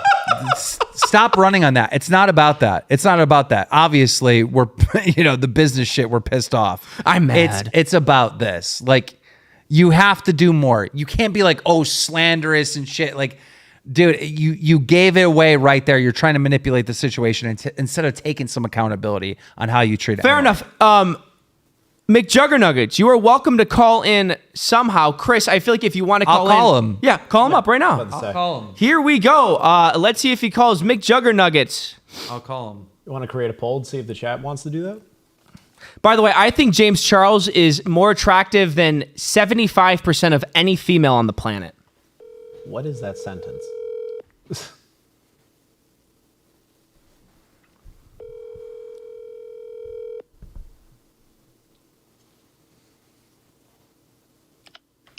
Hello. What's up, Jesse? So Long time no see, Keem. It's good to hear your voice. it's good to hear your voice. I'll hold So it up to my mic. my criticism that I just go ahead. Yeah. My criticism that I just gave you on the stream. Like, what is up with the Twitter video where there's no like, I'm sorry. I don't get that. Correct. Yeah. I didn't want to apologize, to be honest, because there was nothing transphobic about the joke. I was comparing Swift to a serial killer. It was not about dead naming or gay Dahmer eating gay men or anything. It was literally comparing Swift to a serial killer. It's been a running gag for videos for years. But there's so much defense instead of being like, okay, like this hurt my friend's feelings, right? It'd be something if I gave a fuck about Swift anymore, but I have no respect for Swift. We stopped being friends months ago. There's stuff that I could share about Swift, but I'm not going to stoop to that level and go public with shit. But Swift's done some fucked up shit to me and my girlfriend and people in my house. So, yeah. Oh, well, you got to say. That's up to Emily. Maybe you can get Emily back on and, we can squash it here on the podcast. I'm adding Emily to the call. Here we go, people. This is the KEEMSTAR Show live on the KEEMSTAR Show channel starring Salvo Pancakes and KEEMSTAR. How about this for the first live show? McJuggerNuggets. Hi, McJuggerNuggets. Have you heard what I had to say about you? Actually, you know what, Jesse? I'm going to call you back because she's on Do Not Disturb, and I literally have to have her call me, and then I'll add you. Okay, Jesse? Hello? He's not there. He must have hung up. Yeah, he'll respond back. I feel like we should have gotten more out of him before we dropped him. That's a Salvo edit. Salvo would have talked Emily, with are him you more. on? Okay, Emily's on. 1, 2, 3, 9. Wait, what the fuck? What is happening? It's like you would think she would take her shit off Do Not Disturb when KEEMSTAR's calling. Oh my God. Okay. God damn it. Just get Jessie back on. We heard from that woman too much.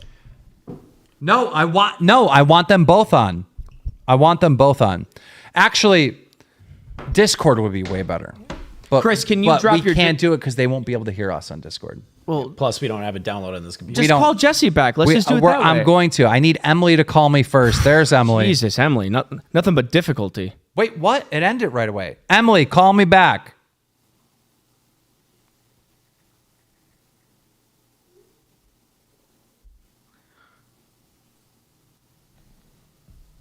It's about to go down, people. We're about to find this out. It's about to go down. Jesus Christ, Emily, can you call in here? She called in and the call dropped right away. Frustrating shit ever dealing with her.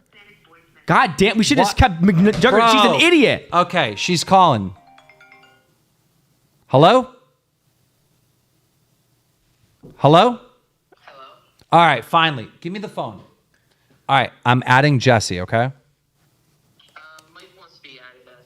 Okay. What a leech. We can do that. Why? Why are we adding unnecessary people in here? Well, we'll start with these two. Yeah, we'll start with these two. Get behind the camera, kid. All right, Jessie, emerging calls. Okay. Guys, you should be tweeting this out, everybody. All right, you hold it. Okay, so we have on the line Emily and McJuggerNuggets. Let's talk this thing out. What happened, guys? And lady. Swift, kick it off. Hello? Yeah. Can you hear me? Yes. Okay. All right. Well, where to start? I mean, knowing that you told my transition outed me before I even had the chance to come out to people, dude. Like, what the fuck? Like, that's Who are you referring to? Michael. Right. Literally, the night I came out to you and I asked for nobody to be told, you went ahead and fucking outed me to Michael. Right. Why? Because I asked you not to tell anybody. Like, why? Because I wanted to talk to Mike. We were all friends, and I wanted to see his side of things, and he was not going to say anything. So, I mean, just to speak candidly. But I said to you. Hey, Swift, don't start fucking yelling at me, all right? Everything I've done for you, and you want to... Listen, dude, you don't have to fucking hold that above a pedestal. I get that. I've thanked you before. Yeah, so what's the shit you put me through? Hold on. How about all the times you fucking yelled to me in my face and belittled me in the past, even before I transitioned, dude? What are you referring to? Let's see. Yeah, all the times I worked for you. What, when you do something How about the time I was at Michael's house and you fucking belittled me upstairs? That was after you were disrespectful to my brother after he just I made a joke saying he'll never be as big as Mr. Beast when he had 8 million subs. Yeah, and you know the tone and how you said it. Thank you. And you know what you did wrong, and now you're trying to backpedal. Backpedal, motherfucker. You're the one that's trying to fucking backpedal here. Literally, there's people there that witness you doing that shit.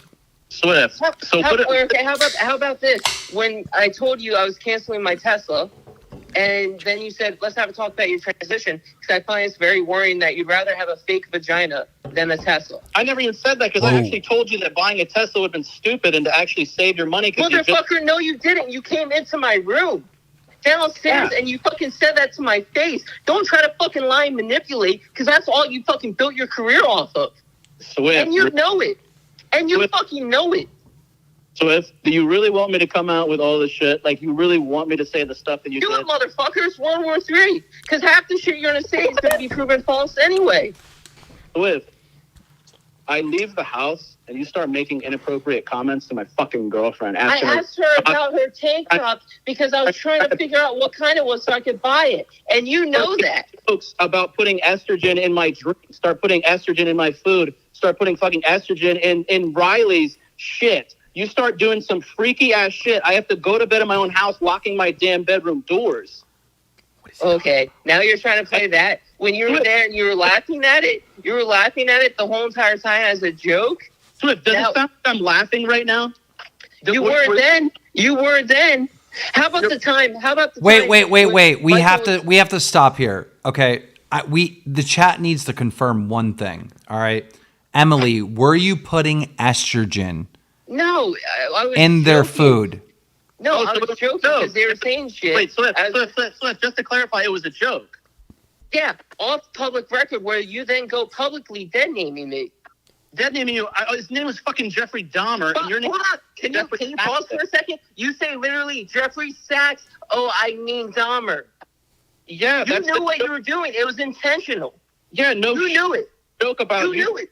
Killer, because we played into that in videos. You turning into this transphobic march and weaponizing this transgender shit is the fucked up part, and you getting people I'm weaponizing this? Dude, the amount of fucking mental pain you put me through? Oh my God, Swift. Jesse, you literally came down to my room this time last year, got into my head, and said, Swift, I don't think it's smart for you to transition. Swift, go join the make class. The fucking you're gonna end up get behind the camera with the fake tears and Boogie, and everyone's trying to put their bitter resentment, their personal problems towards me, and weaponize it with this whole transgender shit. Jesse, you're trying to fucking out manipulate everybody, because that's all you fucking do. Swift, that's what you're doing because you have no attention anymore, so you decide to come back at the one person. No attention, Jesse. Hold on, pause, motherfucker. When was the last time you had a 1 million+ view video on YouTube? I've had 2 in the last few months. I've had a 4.2 million view video recently on Facebook. Attention. I'm pretty sure I'm getting more fucking views when I actually try than you are currently. Why are you then? What's that? Why are you doing this? Why am I doing what? Calling out your bullshit? Because when you fucking go and you make a quote-unquote joke publicly, attacking me and comparing me to a serial killer publicly, then I now have every right to say, like, hey, man, that wasn't cool, and call you out publicly. Have you pretended to be a serial killer in my videos before? You've had me do that before for your fucking videos, for your entertainment. Okay, guys. Hey, guys, Salvo Pancakes here. I just want to kind of step in here, and because I feel like we could be getting to the point where we're going in circles there, but a lot was said. So I guess, Jessie, if you want to kind of tell Swift the biggest problem or like where you're coming at, so maybe she can understand it and we can take it from there. Because Jessie, you claimed that like you had a right to kind of say stuff based on her actions in the house and kind of doing weird things. I guess the chat is looking into that and I guess desiring some more information about that. Yeah, I appreciate it, Salvo. Good to meet you, man. And I liked how real you're being on the start of this podcast. I know Keem's playing the game, but I respect it. It is what it is. But I appreciate the candid nature. Yeah, in regards to this whole issue, my problem is I made a joke about Swift being a serial killer. The whole dead-naming transphobic shit came about afterwards and became weaponized to deplatform me. And then all these other I wasn't trying to deplatform you. That wasn't the goal. Just gave me the floor, okay? They got 10 minutes of you sobbing, so I think it's fair game that I could talk for a minute. 5 minutes. So, yeah, when I have to sit back and let you kind of manipulate my audience to make it sound like I'm transphobic, I've been nothing but supportive. And the things that you're referring to, yeah, it was hard to grapple with my homie of 5-6 years all of a sudden saying she's a woman when I didn't understand it. Because the signs in which when we've been such close friends, I didn't see it coming. I didn't expect it. And this because I thought I couldn't trust you with shit like that, man. Can I interject here? You did say, no, because they need to hear me. They can hear you. You're loud. I need to interject here. You did say that you did support Emily. How exactly did you support Emily with the transgender stuff? Good question. Right. So when she initially told me, I was shocked, naturally so. And I told her, as I've done with everything, I've been one of Swift's biggest supporters. I've given her support literally when she's fucked me over. She's left, she's quit, and she fucking said shit she shouldn't have, and I've always come back. And said, can you just explain to us in detail how you did support her when she came out? Emotionally. She lives here in the house. Every night we would talk, and I would make sure I literally helped her come out with a video to make the audience understand too, because it's not just... It was my idea, though.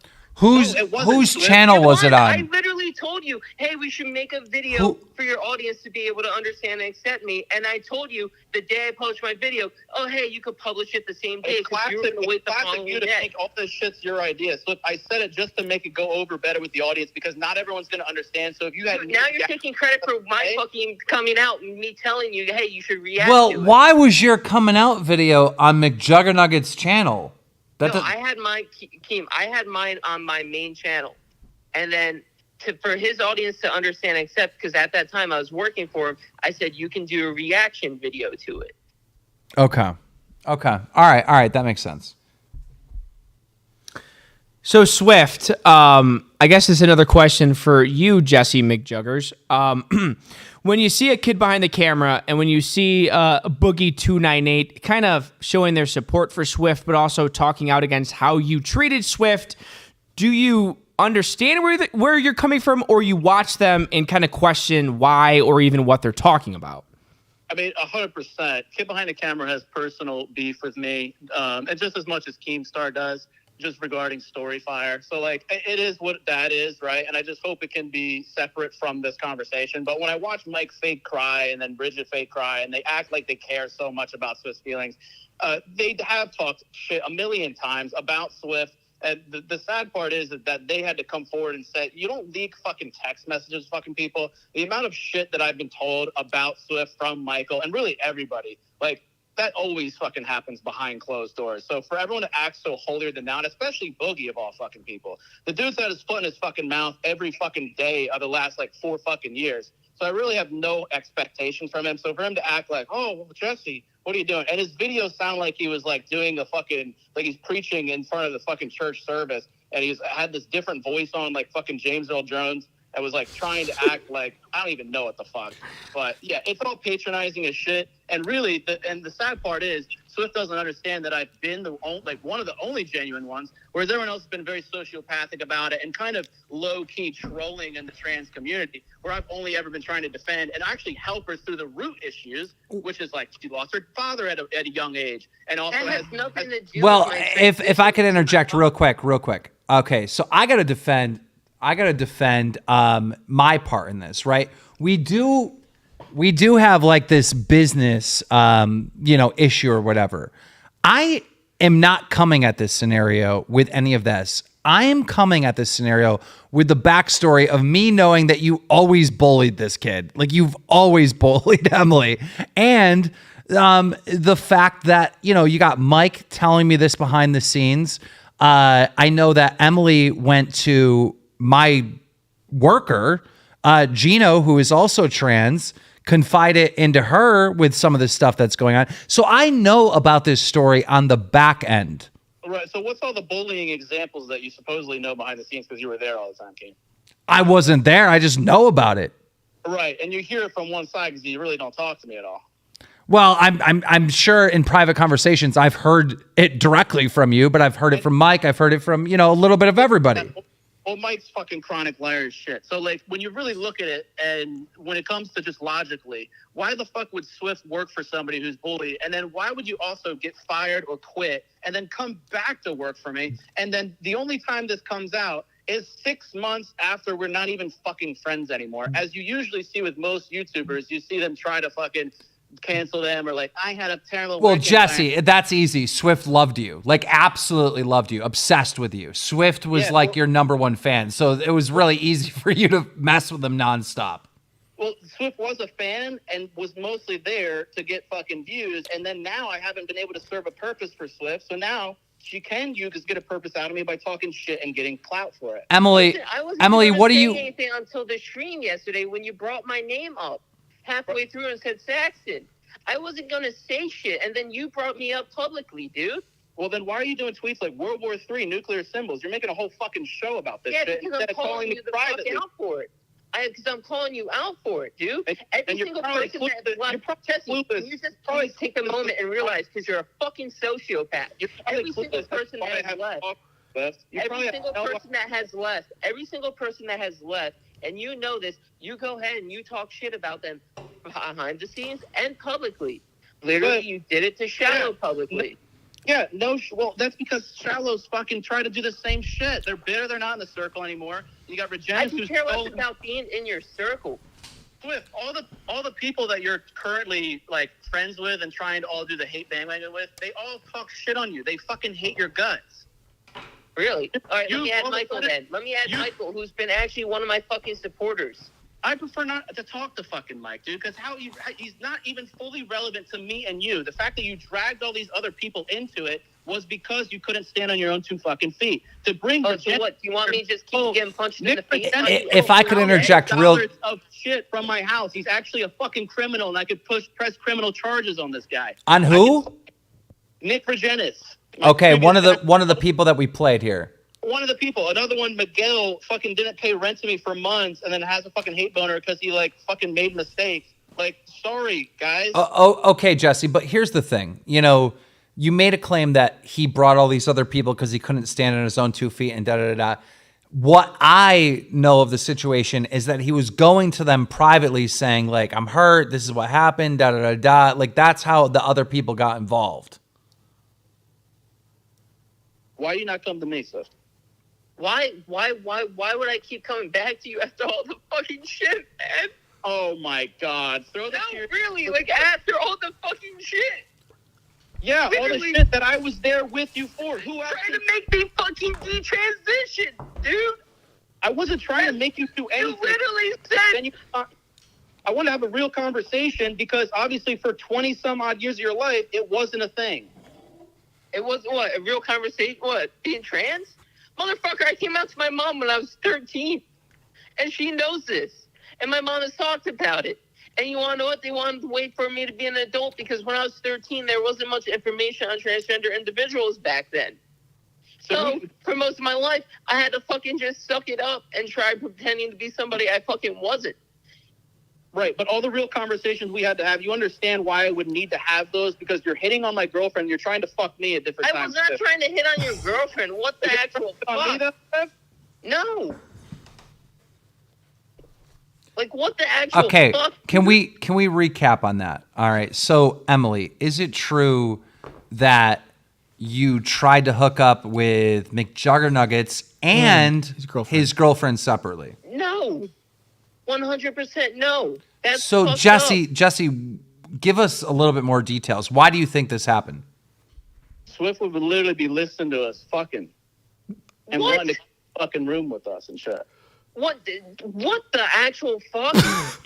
Yeah, you told me, you're like, hey, I heard you guys. Okay, so now you're referring back to 2020 during the creator market push for your fucking failed StoryFire platform. And now I'm going to say that after all the years I fucking believed in you with that, fucking, I'm downstairs in your house because I have to be there because of COVID while helping you film your hype series for all the creators coming on. I'm sitting on the beanbag, which is basically right below your fucking room. And of course I hear a fucking bed going up and down. So yeah, why are you excited telling me about it after this? wait, hold on, No, I wasn't hold on, fucking hold on, excited. I was Swift, like, dude, what Swift. the- So Jesse, you know, she admits that she can hear. I guess what gave you the impression that she wanted to join? Because just because she heard about it and heard you, I gotta be throwing honest. your back into He it. spends the night over here. Salvo spends the night over here. You know, me and my girl are hooking up, and he always makes these weird comments I too. hear. But I don't think he's trying to jump in bed with us. No, absolutely not. It's I listen, guys, and I also sometimes peek down the hallway into your room to watch just he for a couple doesn't. moments. He doesn't. I'd beat his ass. But Jesse, what gave you the impression that like she might have wanted to join in on it? So Salvo, you're a pretty intuitive guy. You know when some guy is trying to hit on you. You know when they're trying to like drop hints and shit. For sure. Swift literally would make remarks all the time about me, like Harvey Weinstein shit, trying to like fucking put the moves on. And then there'd be times, Lily, we got a small pantry, we got all the food in there. Ashley, she's a small girl, like 5 foot. She goes in to get some food out of the pantry. Swift stands in the doorway, does a power pose, arms across the entire barrier, literally corners Ashley in there. So many fucking situations where everybody in the fucking house feels so fucking uncomfortable. Uncomfortable. I was also trying to go get fucking food. Like, I mean, that is a good defense. You know, maybe. Well, so you blocked the doorway with both arms, like you're airing the pits out. I'm sorry, I'm a fat motherfucker and I take up half the doorway. Jesus. Like, So Swift, you can deny that. Okay, but also Swift, Jesse claims that you also tried to hook up with him. Jesse, what were you saying about that?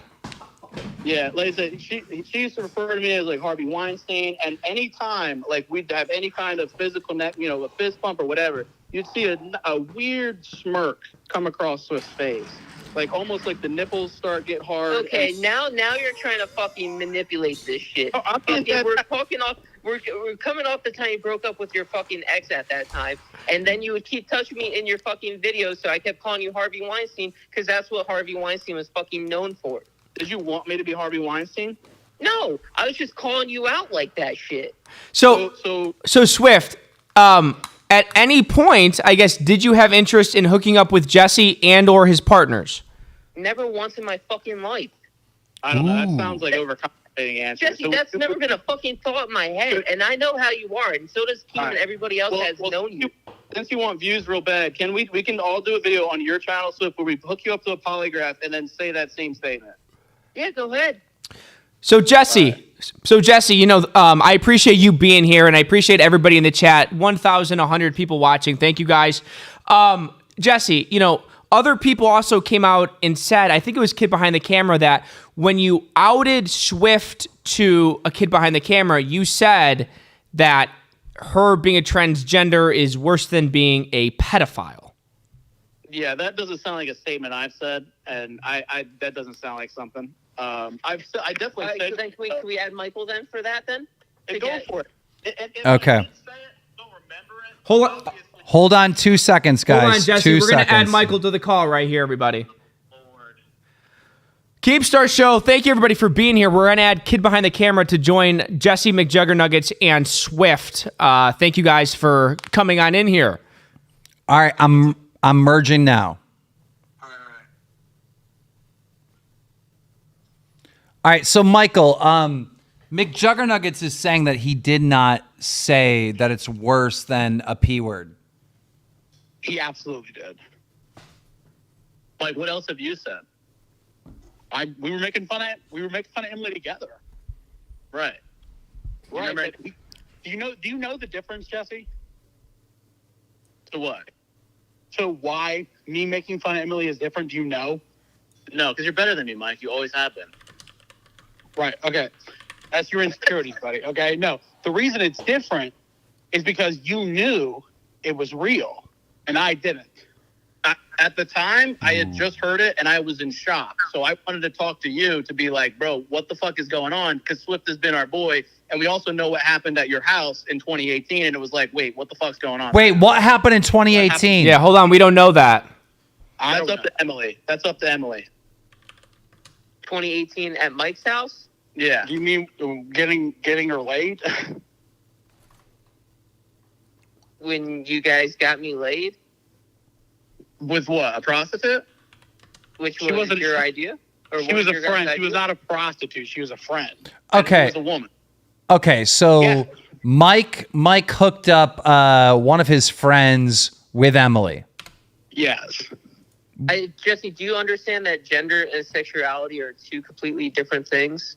Well, you gotta understand that added to the confusion of like you being in the house and who do you like, women or males? And you couldn't answer the question. And Because I was still trying to figure myself out. Right. So Well- you understand why I didn't know what the fuck was going on either, and why we had. Hold on, but that was down in the basement, and you're fucking screaming at me about that. I remember Michelle was down there, and you brought me the fucking tears, dude. I'm not screaming at you. We're having You a conversation. were. Shallow was a witness to that night. Oh, well, yeah, for that one, because you're trying to fuck my girlfriend, and as I soon was as not trying to fuck your girlfriend. As Can you soon as take that out of your fucking delusional fucking soul? As soon as I leave the house, the door shuts. You turn to my fucking girlfriend and say, "Hey, what kind of bra were you wearing in that video?" It was not a fucking bra. It was a tank top. And I said, hey, what kind of tank top is that? Because I'm looking to buy a tank top. Will you let me finish the fucking sentence, you fucking moron? Why do you wait till I leave the house, Swift? Jesse, I was trying to fucking say, oh my God, you fucking won't let me talk, dude. I was literally trying to ask her, what kind of tank top is that so I can buy tank tops for myself? Because I'm literally going in my transition. It was a bra. I need more clothes. You liar. My girlfriend's right fucking here. You made her uncomfortable. And nobody talks to my fucking girlfriend and tries to do shit. Jesse, is your girlfriend there to come on and kind of back you up here? Yeah, she's right here. Okay. Let's put her on and just get her side of that particular story. Hello. Hi, how are you? We're just trying to confirm, did Emily ask you what type of bra or tank top? She specifically said bra. It was as soon as Jess walked out the door with the dog. It was the tank top. I Kitchen remember my words. counter, and she just turned to me and said, what bra were you wearing in that video? And I turned around and I was like, excuse me? And she's like, yeah, that bra thing, that like bralette thing, what were you wearing? And yeah, it was very uncomfortable, and I think she could tell that I was very uncomfortable in that situation. Can you explain to us the story in the kitchen that Jessie was just telling us about, where you felt very uncomfortable, like you were being cornered by Emily? I think that one, it was within like a week of, like, both of these stories were very close together. Yeah, so I went to the pantry. The pantry is pretty small. I was there, and then Swift came in and literally like blocked me. So then I could not get out. Arms up, everything. Very uncomfortable. And I felt like in that moment, there was some type of intention there that was not... it just was not comfortable. Gotcha. Did Emily ever actually like make a move, like touch you or go in for a kiss or anything like that? Or was it just these two cases? It's only been words.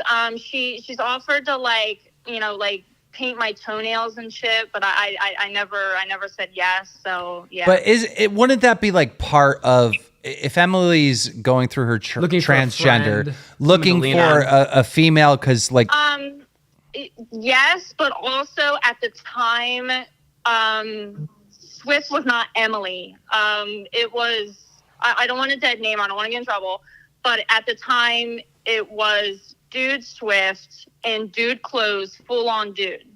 Okay. So it was not Emily yet. Like she came out to us, but did not look like Emily. Emily, what is your defense to this? So that was also at the time after Jessie gaslit me to shave my head. So I'm going to assume that. No, Swift, I'm sorry, that was your idea, Swift, and I heard it. Fucking liar, Swift. You literally I'm a fucking liar. Dude, Yeah, you you came down offered into my to do room and got into my head. And you literally said your estrogen is making me fat. And you told me to stop. Dude, you told me to stop literally taking my fucking medication.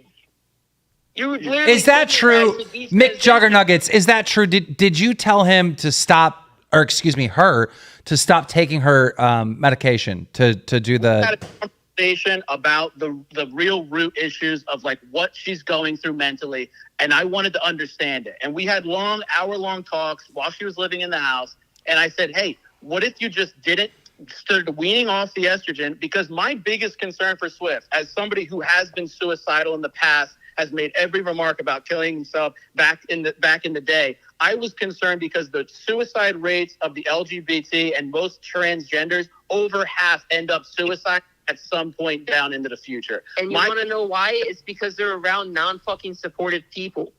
Those by the way, we don't know if those are the exact facts. Yeah. Like we don't look it up. We don't have a fact checker here, so I'm I'm just Chris, saying. can you look into that for our show purposes? From our show, you don't actually have to do that. We're not saying that. Like saying stuff like that without being able to back it up with some science paper or something will cause this show to get taken down. So that's not from us. We're not doctors. Yeah, look up the statistics. More than half end up in suicide, and that was something I did not want to happen to Swift. And usually it happens after the full transition, and it is a lot of mental turmoil. And obviously, I care about fucking Swift. For Swift to keep implying that Are you sure it's more than? I gotta stop. Are you sure it's more than half? That seems. Look it up. It's pretty disturbing, actually. Ultimately, it really doesn't matter there. Okay, so when Swift was coming on to you and your lady friend, was there knowledge that Swift was possibly, going to transition and she might identify as the opposite sex? Has that already happened, or was this just straight up dude Swift? We were aware of the transition, although it was very much up in the air. Like Ashley said, Swift was still Jeff Saxton, and I felt like it was very hard to manage in all aspects because you didn't know who you were going to get. One day you're going to get, talking as Emily. The next was Jeff. The next was women's clothes. The next wasn't. Interested in guys, interested in girls. And it's fine. I support it, but it does get uncomfortable and awkward in the house living together because you just want clarity on like who are you into, whatever. And But why do you need to know that, Jesse? Like, why do you need clarity on who and what she's into? If it's anything, we just want to know because we felt like we were uncomfortable with advances made on Ashley, weird comments made to me, weird comments made to other guys in the house. And it was something that we needed to know because I don't want to live in my house where I feel uncomfortable with the people in it. If we could get potentially Mike on, because Mike, you just got to say that one thing. What do you think about Jesse's defense here and his allegations of Emily? I mean, he makes good points for sure. Okay. So this is, you and Jesse have not been talking. So you've only heard Emily's side up until kind of like now, right? Right. But I will say, even though we are not friends, I don't have an axe to grind. I publicly supported him in his Reddit a week ago. I've said his channel's underrated. I've said he's creative. I don't have we had our shit. I don't have problems. I had other issues with this specific Emily situation when she was telling me what was happening. I'm in the same boat. We got business beef, but that's not this. I'm not twining the two as Salvo joked about. You guys have been fair. And I appreciate that. Okay. My part, see, I've never said anything publicly about this. I've known about it since, I don't know. A while. We've known about it for a long time. Since before even Emily herself left, I knew about it through Nick Regenis. And Nick Regenis told me a story that Emily then confirmed after she left. And those two weren't talking because they didn't like each other. So the two stories kind of confirmed each other. And so I haven't said anything publicly. I was Keem came to me tonight and was like, hey, could you make a video? And yes, of course I would. I'll support Emily. Yeah. As far as I'm involved. I don't know anything deeper than that. So Emily. Yeah. how do you feel about these allegations? You know, when I saw McJuggerNuggets' Twitter video, I was like, this is just manipulation. McJuggerNuggets is not even acknowledging that he hurt your feelings, et cetera, et cetera, et cetera. Now that McJuggerNuggets is on here blasting you for all this other stuff and accusing you of all this other stuff, is that manipulation to get out of what he did, or 100%, Keem? You know how he is. Okay, so that's where you're at with all that. You don't feel like you've done anything wrong to Jessie at all. You don't feel like you've done anything to make them uncomfortable. Because I feel like fucking loyal person to him over the years, and everybody knows that. I always fucking supported him. That's true. That's true, Emily. But let me ask you this: I feel like if Jessie and his girlfriend have these scenarios where you made them feel uncomfortable, I feel that is very possible. And you don't think so at all? You think they're just lying? No, I don't think. I remember I asked Ashley about the tank top. I never said bra or bralette. I asked about a tank top because I was trying to fucking buy him. So you think they're lying and just trying to manipulate the situation? Yes, 100%. Jesse, did you ever go to Swift in the moment and let he at the time know that you were making him uncomfortable? Yes. We had a whole house meeting, me, Ashley, and this kid, Riley, Shallow, and we all, I wanted everyone to air their grievances, and then I told her, hey, I don't fucking fuck with you talking to my girlfriend when I leave the door about her fucking bra, and I needed some answers. Wait, Emily, Jessie confronted you with this prior to tonight? This was fucking in his basement in front of me and Shallow at that time. He literally made me fucking cry, and at that time, he was trying to get out of me who I like. Guys or girls, when I was still trying to. Hey guys, it's come to my attention that just asked her a simple question. It was, "Hey, where did you get that tank top? Because I'm looking to get more for myself. Because I'm literally going through a whole war." So this isn't. Jesse's not bringing this up for the first time right now. He confronted you about him feeling uncomfortable in the past. Yeah, and he brought me to fucking tears and made me feel like a piece of shit. And Shallow was there for that. If you want to add it to the call, you can. But my point is, Emily, is that we can't say that him bringing this up now is just a manipulation tactic to get out of, him being called transphobic and all that, because this is a thing that he brought up to you before. You understand what I'm saying? No, I totally get what you're saying there, Keem.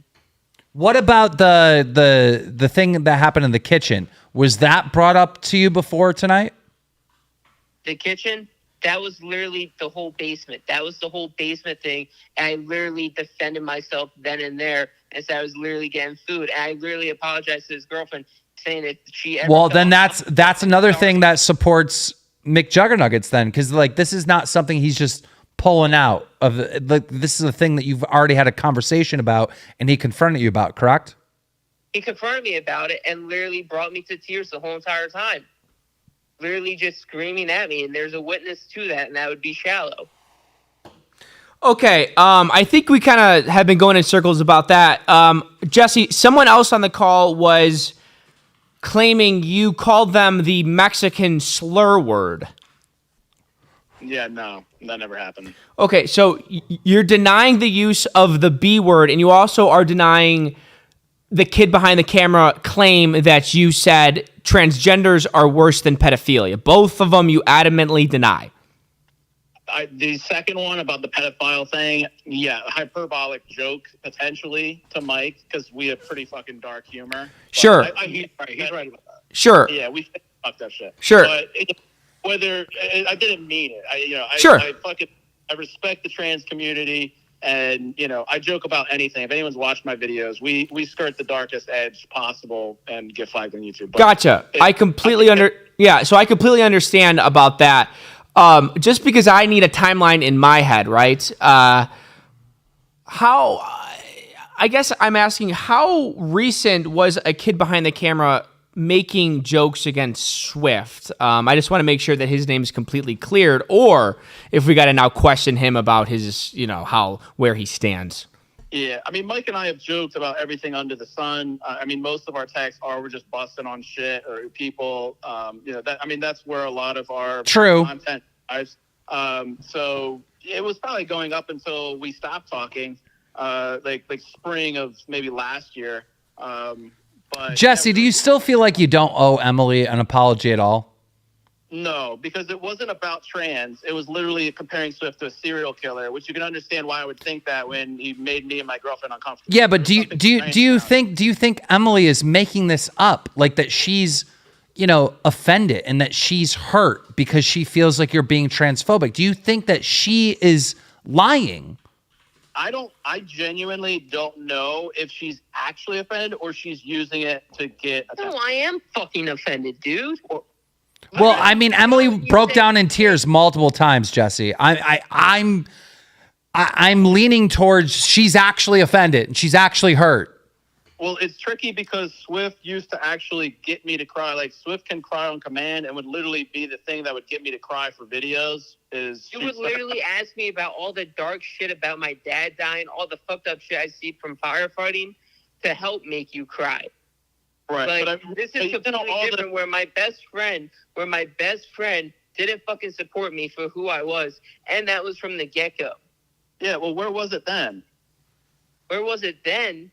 Why is this coming out right now when I made a joke about serial killer? Because clearly you have shit from you like fucking said half of my name, you stopped it, and you basically dead named me in that. Okay, it's a fucking dead name, dude. But I understand the whole dead naming thing, and with trans, they're trying to move past like the old them, and they're starting new. But everyone has to be honest with themselves and understand that for most of your life, you were this person, and everyone knew you to be that person. If you want me to be empathetic towards Emily Saxton, you have to be empathetic that everyone knew you as Jeffrey Saxton. And where everyone else might play the dead name shit, but it's just a power tactic. It's weaponizing trans shit. Like I said. No, because most of us don't want to be remembered with our fucking dead name, dude. Yeah, but Emily. Your parent is literally just fucking being a basic good fucking human being. Emily, here's one thing. Here's one thing. If somebody, accidentally calls you he or, brings up your dead name accidentally, that's one thing, right? And I didn't see these things and these jokes and stuff like that as, oh my God, McJuggerNuggets is transphobic.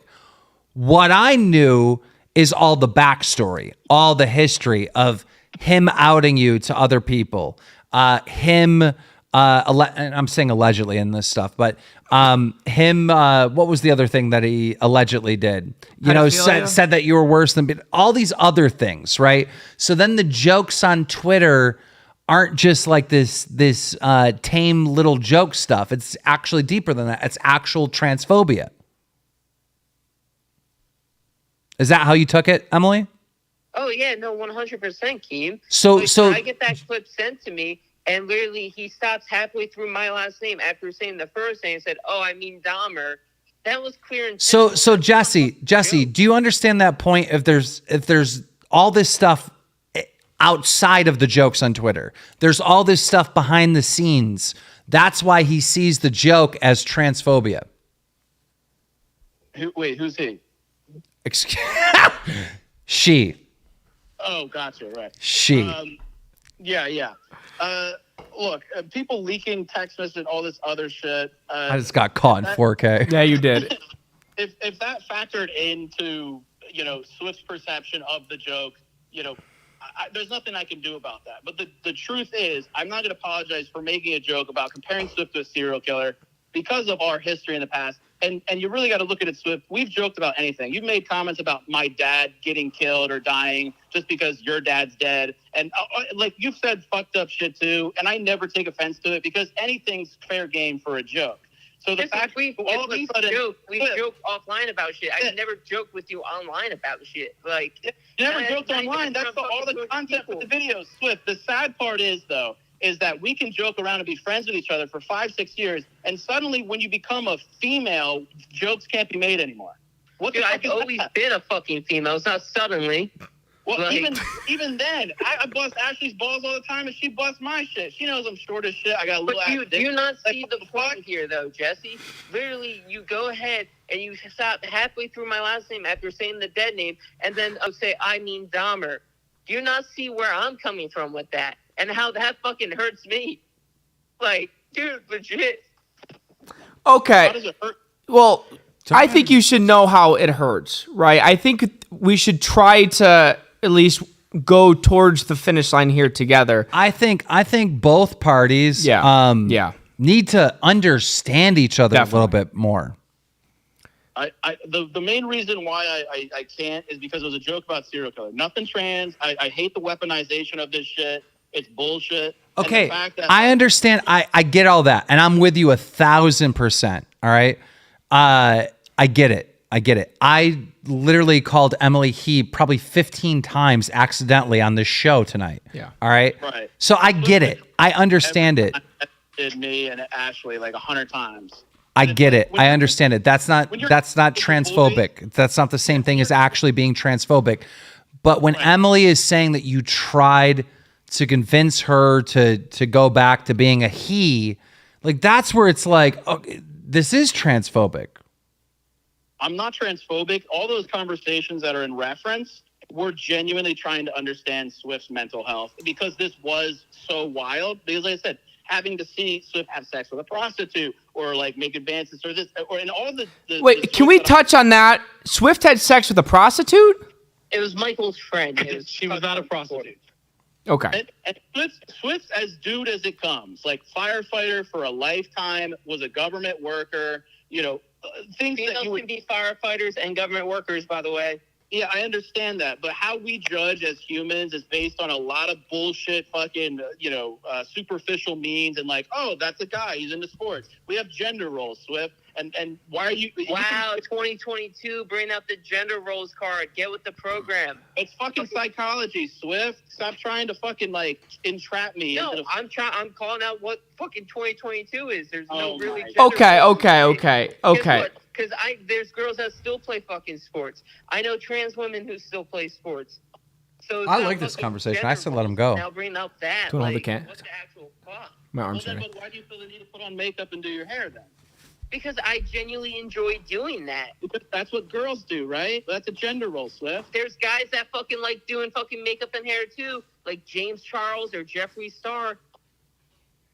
So, but you can't blame me for trying to understand what you're going through. And this was never an issue then. Like I said, it only comes up 6 months later. Dude, when you're. I was literally in Emily. tears, and then you walked out, and I was still. Emily, let me ask you this, Emily. Was he trying to understand? Was he trying to understand, or was he being transphobic? For me at the time, it felt a lot manipulative. Like the fact that when we were talking about my transition one time, and he didn't believe me and couldn't understand, he kept dead naming me, and then he made a joke about, oh, we should film a video about cutting off my friend Schlong. Like, when you're trying to understand me and then you make that kind of joke as I'm in fucking tears.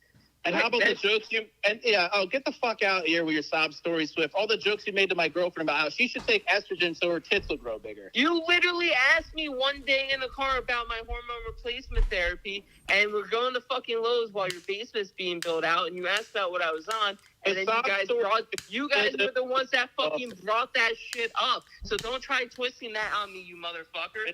You fucking manipulative liar. You literally brought that shit up in the car on the way to the fucking Lowe's. So what about the entire Reddit thread that you put defending me that I'm not transphobic? Because that came out actually at that time. So yeah, that was all all bullshit. Defending you during all that time.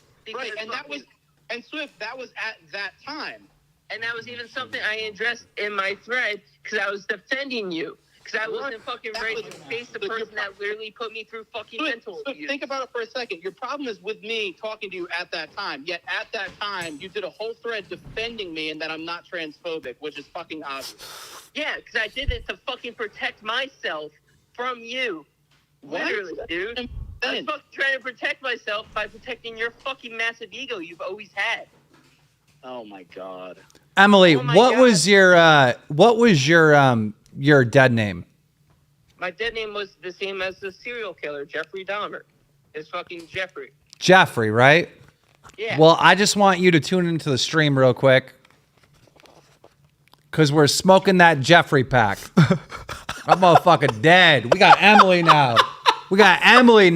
Yes, Queen. Emily's in the chat. Emily. We're smoking that Jeffrey pack. We're pouring one out for Jeffrey. All right, listen. You guys were close friends. shit got ugly. I'm not saying you need to be friends again, but I'm saying just for the sake of the memories, all right? Just for the sake of all the time that you spent together, all the creation that you guys have done together, I feel like we need peace. That's up Listen, as long as I just get the fucking sorry for that one comment, then I'm good. Then fucking I'll go through. She just wants an apology, Jesse. Come on. This is going to be hard because this means I can never make a joke with you again, Swift. Behind the scenes, of course you can make jokes, but publicly, dude, literally just publicly sending. I was off the fucking screen of the goddamn baking stream to like 100 people on Ashley's fucking channel. Still in the background, though. Still in the fucking background doing it.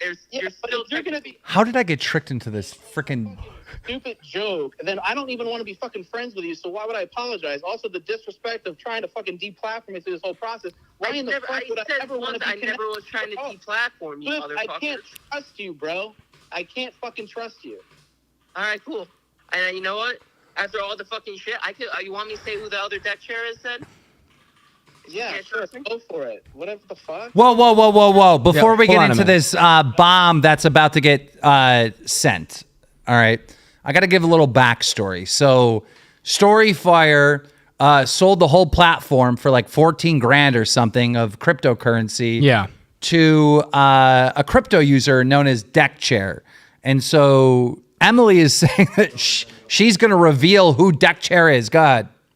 There's one of two. It's basically their assistant. Their name's Delele from New York. That's all I fucking know from all the times. If Jesse can't trust me, if he's going to go behind my back and say the fucking shit that he did to me in a group chat to people and also out me to people before I even had the chance, then there that is. That's one of two.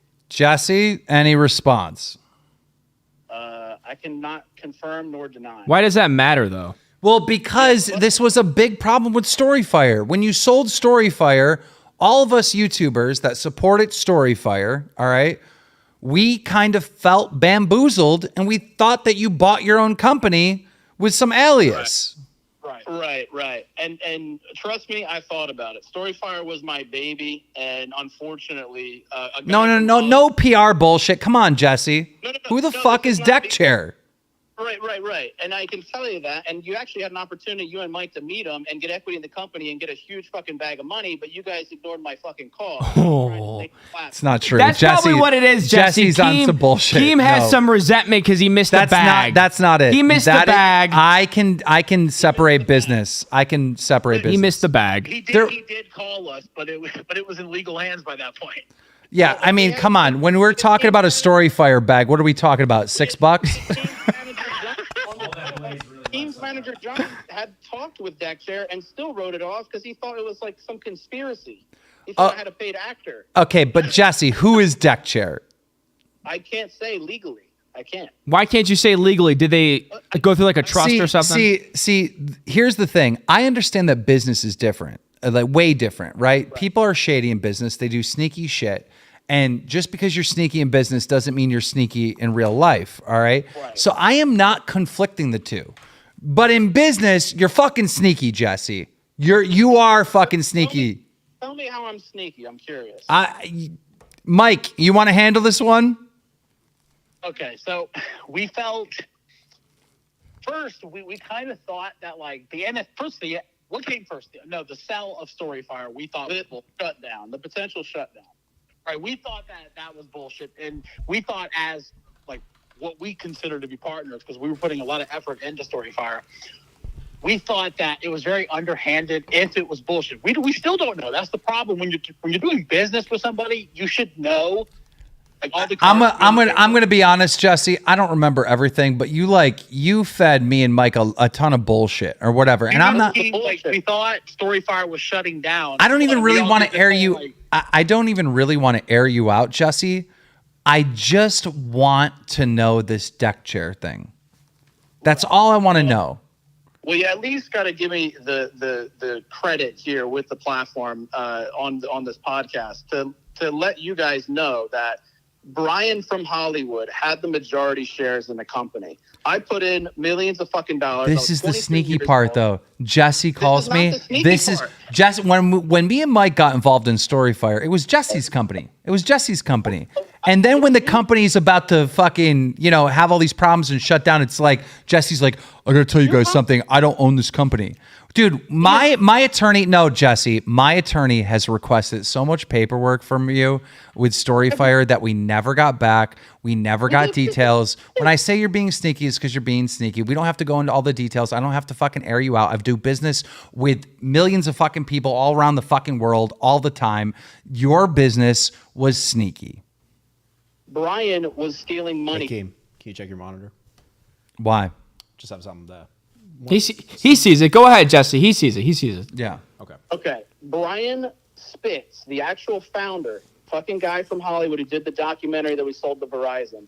He saw the success I was having, wanted to take advantage. He came in and pitched me with his app idea. I was like, yeah. And you told me and Mike when? And we were at it for 3 years as a short form writing app. And then Mike, we got in around 2019, Mike and Boogie. And you told me and Mike about this Brian motherfucker and he's doing all this sneaky stuff when? I don't find out about the Brian shit until No. Mike, did Jesse not tell it? See, I don't even want to do Jesse. I don't want to do this publicly. I really don't. I knew who Brian Spitz was. Well, obviously, I've met Brian. I personally, like you, Keem, thought Jesse had the majority shares, though. I thought it was his company. Brian Spitz? He said it's his company. Listen, Jesse, I don't think this is in your best interest for us to even give all the details of all the shady shit. I think it's fair. I'm making a big change on my channel. I'm doing all real shit because I just don't give a fuck anymore. Because I think people judge me based on characters and bullshit perceptions. Where if they knew the real me, they'd be like, "Holy fuck!" Like I fuck with this dude a lot. Okay, well, Jesse, you would constantly tell me and Mike that you're doing live streaming and this is going on and that's your platform and da da da da. Like you acted like Storyfire was yours and you were running the show, not just publicly to your fans, but to us. And then when there was issues, you had a fall guy mysteriously. Oh, it's not me that owns it. It's actually Brian. He owns most of the shares. And then you're telling me, Jesse, that you gave $3 million to a fucking developer, all right? I have developers on websites, on video games, I've hired developers for so much stuff. Those are employees. I'm writing the check to them for them to work. You're telling me and Mike when there's problems and Storyfire's about to shut down that you wrote a check to some fucking guy for $3 million fucking dollars. And there's no money left and your shit's about to shut down. I thought you said you've done business before. Brian was the CEO of the company. Devs are a whole separate thing. And you said I'm sorry, but you said you were the CEO. I never said I was a CEO. I'm the fucking face. I'm marketing the shit, and I'm telling Brian what the vision is because Brian still comes from the old Hollywood. He's not up to date with how to run a fucking social platform in regards to like what features and shit. So I'm communicating the roadmap. I'm funding it, and Brian's leading the dev team. He's doing all the hands-on like stuff with the app and everything. So when there was a problem, it was up to Brian and the fucking developer. Okay. But Jesse, you gave $3 million to a developer, and the video code was being used from what is that company? Vimeo or something? Vimeo. So what was he doing? He's literally coding a website. Jesse McJuggerNuggets, all right, gave $3 million to code a website. No technology, nothing. Just a guy to code a website, right? And then we find out about it after he gets me and his buddies involved. I mean, we are either talking about two things. One, you shouldn't have taken me down this path. Either McJuggerNuggets is stupid. You are actually dumb. Your IQ is very low. Or you did some sneaky shit to your friends in business. Which one? Pick one. Keem, you're not listening because if you understand anything about business, Vimeo was not what it was like coded with, and Brian's not a developer. We had 10 to 12 developers, and you say you were part of the company, but you don't even know how many fucking people we had on the team. How would I know anything about the team when you don't tell us? When my lawyer is requesting information and you're not providing them with all the information. We gave you all the fucking information that your lawyer requested, or else you would have my play button right now. So, Jesse, I guess a specific question on that. You gave this guy $3 million. What did that go towards? I'll tell you this. Jesse made promises multiple times that people were going to cash out their Blaze. So people bought Blaze. Now, right, Keem? People bought their Blaze. You can cash out what? You can cash out your Blaze right now. For right? what? For fucking Ethereum or Polygon. It's fucking cryptocurrency. You understand that, right? Great, I gave mine away. When did this cash out come available? Because this is one thing that all the YouTubers that I recruited to come on the site have been asking for a very long time. So when did this happen? It was under the new head of DeckChair after fucking Brian and I left the company. When? 2 weeks ago. Beta just So 2 weeks ago. 2 weeks ago. All right. Did you announce that, Jesse? So when Jesse's like, you can cash out your Blaze. This just happened 2 weeks ago. Okay, hold on a minute. Jesse, did you announce that publicly that the people that bought in can now buy out? No, I'm not with the company anymore. But yes. What? But you're not with the company anymore. Jesse. But at the time, you were in charge when everybody bought in, correct? So don't you feel like it is your responsibility now?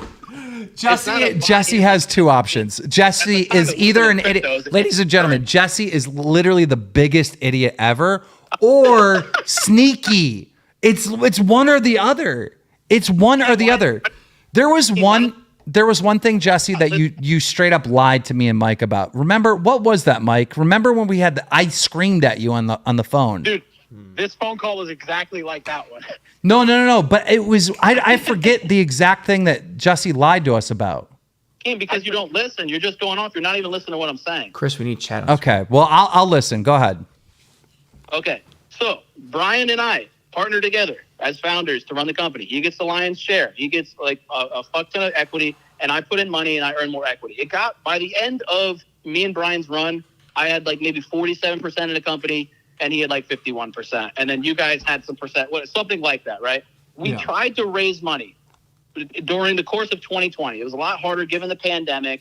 And unfortunately, the retention dropped off for users because the marketing. Let me stop you right there. The reason why you didn't raise money is because they went and looked at your code and they're like, "Oh, you're using Vimeo stuff." No, we had conversations with every VC under the sun. We came very close with Comcast. We came very close with a few venture funds. And the thing that came back to was I put around $400,000 that summer to get creators in and to pump the numbers. The numbers were massive. We went trending. We were Jesse, viral. Coming very close is like appearing on Shark Tank. But if you don't leave without a deal, it doesn't mean shit. If you know anything about the VC round, which I don't expect you to, and you weren't on any of the fucking calls, if you understand that once you get into the fourth meeting with Comcast for tens of millions of dollars, then you understand, you're fucking pretty close to deal terms. Okay. Jesse, I do have a problem with you refusing or just not acknowledging that and kind of not doing the people that bought into you and your vision with Storyfire. At least letting them know that you cannot, buy out. Me and Mike, own a part of Storyfire. Yeah. I think legally still, right? So like it is currently in beta. I'm not fully up to date with what DeckChair is planning or all that. I just saw in the community that people were cashing out their Blaze for Polygon and. Okay, real quick though, me and Mike, we still own part of Storyfire, I believe, Correct. So isn't it like our legal right to know who owns the company? You guys technically can contact John, and if you guys ever finally talk again, I can put you guys in touch with DeckChair so you guys can start working with, if you want to work with Storyfire, or if you just want to know what's going on, I'd be happy to connect you guys. Yeah, I said legally, but that's not what I mean. How much would your cash out be, you think? $7? You might partner with Storyfire for $2.81 if you want it. Dude, come on, Jesse. What? Don't you think out of anyone, the guy who put in millions of dollars in like 5 years of work and sacrificed Utah, don't you think I would be the one upset here? I don't know that you put in millions of dollars. I don't trust you. But Kim, how much money do you think it costs to build a fucking social media app from fucking scratch? You've developed games. You've built games. You know how fucking expensive that is. I think realistically, Storyfire, and I'm running numbers. I'm trying to figure out how many people are on the platform, all this, coding it. I'm going to go roughly with... I could do that same exact thing for under $1 million. Close to 950K I could. What's the average salary of a developer? You can have that stuff coded for per job. It's not really a salary. I mean, that's a huge range of coders. I mean, there's like 800 coders, and it's you would have like maybe like 100K a year guy on, right? Which would be the lead, and then each different thing that you're trying to buy, you would just pay someone. And dude, coders right now, especially overseas on some of these apps where you get a coder in like India or something, and you're like, hey, look, I need you to build code for a thumbs up and thumbs down or Blaze or whatever you were doing. Each one of those jobs would be like maybe like $2,000 here, $1,000 there. It sounds like some guy, if this is true in your story, Bryant, this lead developer, and his buddies, it seems like they took advantage of you for $3 million fucking dollars. It's honestly, it's possible. I could have gotten fucked more than I realized. So it just doesn't make sense. So I guess just going back to Deck Chair, why do you say that it's illegal and you can't talk about the sale of the company? Yeah. So and just to be honest, I think you did tell us that you put millions into this before we got into business with you.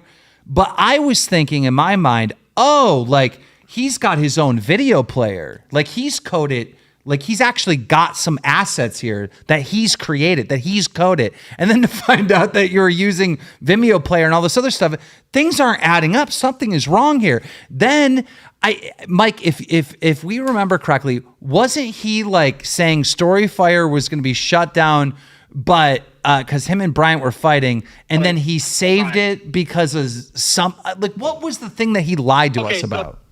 So he told us. We're getting some he weird uploaded feedback. a video saying there was like a angel investor that saved it, but he told us privately that it was him that saved the platform. That was all fine, I guess.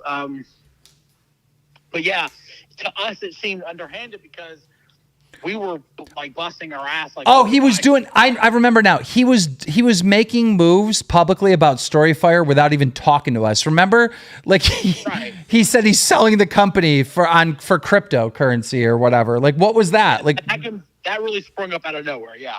Yeah. There was just a lot of stuff. Yeah. Look, I don't really care about it. I'm not as angry as I may seem. I don't think about it that often, to be honest. And I just came through. Sounds like you do.